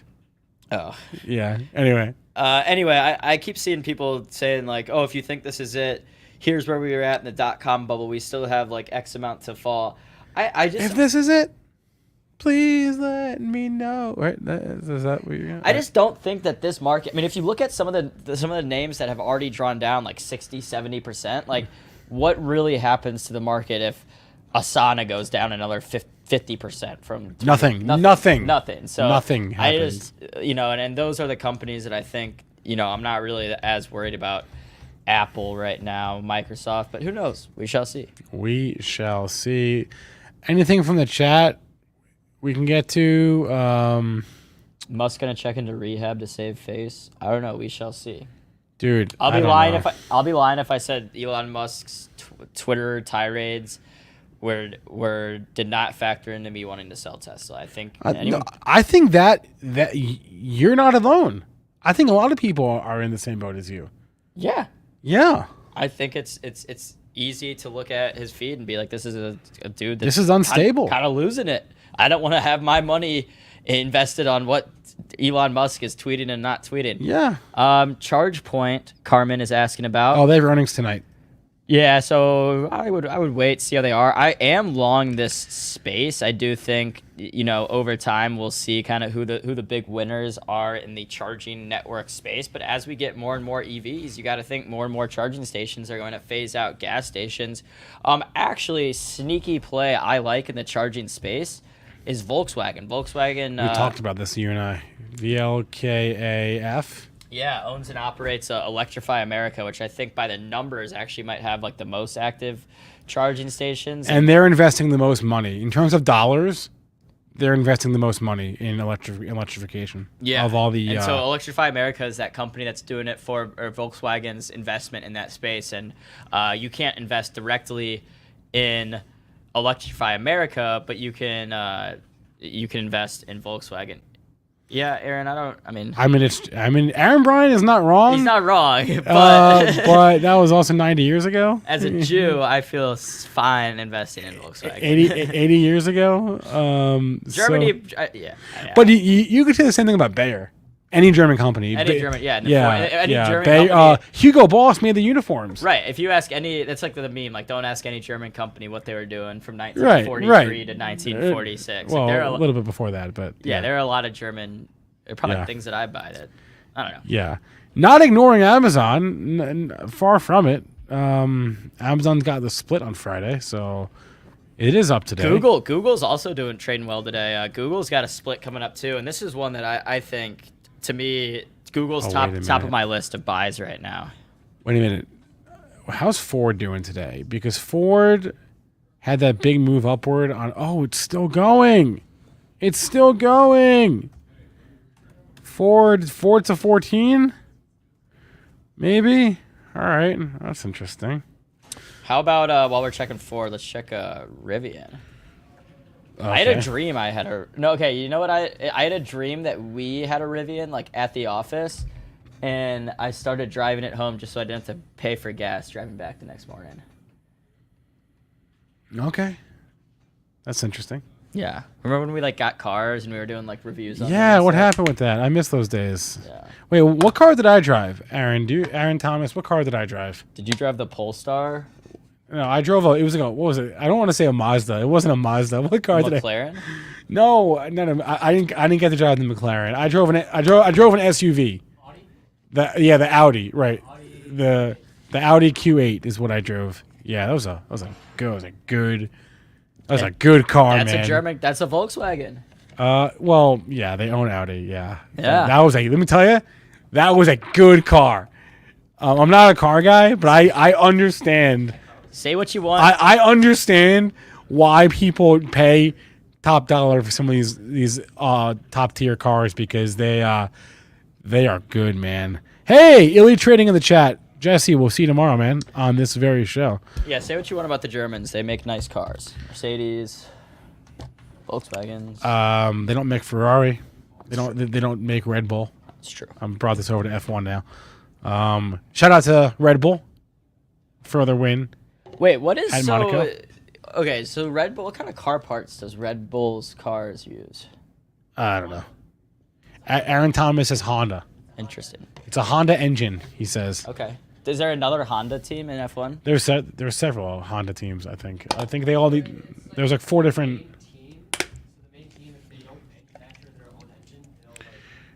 Right. The teams that don't make Red Bull is not a car company, so they're not going to make engines, so they had to outsource it. So does that almost give them an advantage then that they can pick and choose the best parts for each body, whereas Mercedes may be required to use all Mercedes parts? Aaron says there's rules for the Constructors' Cup that we don't know about, so that would make sense. Right. Yeah, Tiny Pie. We were talking about the race over the before we hopped on today. I gotta give credit again to Tiny Pie. He said months ago, he's like, I like Charles too, but watch Ferrari just f his season up in a couple races, and that's exactly is what has happened. People in the chat are saying BMW. No, they were. Oh, when I said that Germans make nice cars, yeah, I wouldn't really throw BMW in there. Why not? It's German. No, I know. BMW is what? Well, that's a luxury car maker. They're not. I mean, they're expensive. But there's BMW. It's like an ongoing joke among car people that BMWs are always broken down. Yeah. What does it stand for? No, that's Ford. What does Ford stand for? I don't know. What is it? Found on road ditch. I don't know. Wait. What's the Ford thing? Found on road dead. Maybe. I don't know. Either way, maybe BMW. I'd rather have a Mercedes, I think. Right. I don't know a lot about cars. Found on the road dead. Thank you. I knew it was something like that. All right. You know what? Let's end the show today with an interview that I did at the FinTwit or Fixer Repair Daily. Let's go to interview I did at the FinTwit 2022 conference. We'll play us out with that, and then I'll see you guys on At the Close in an hour and a half. Here we go.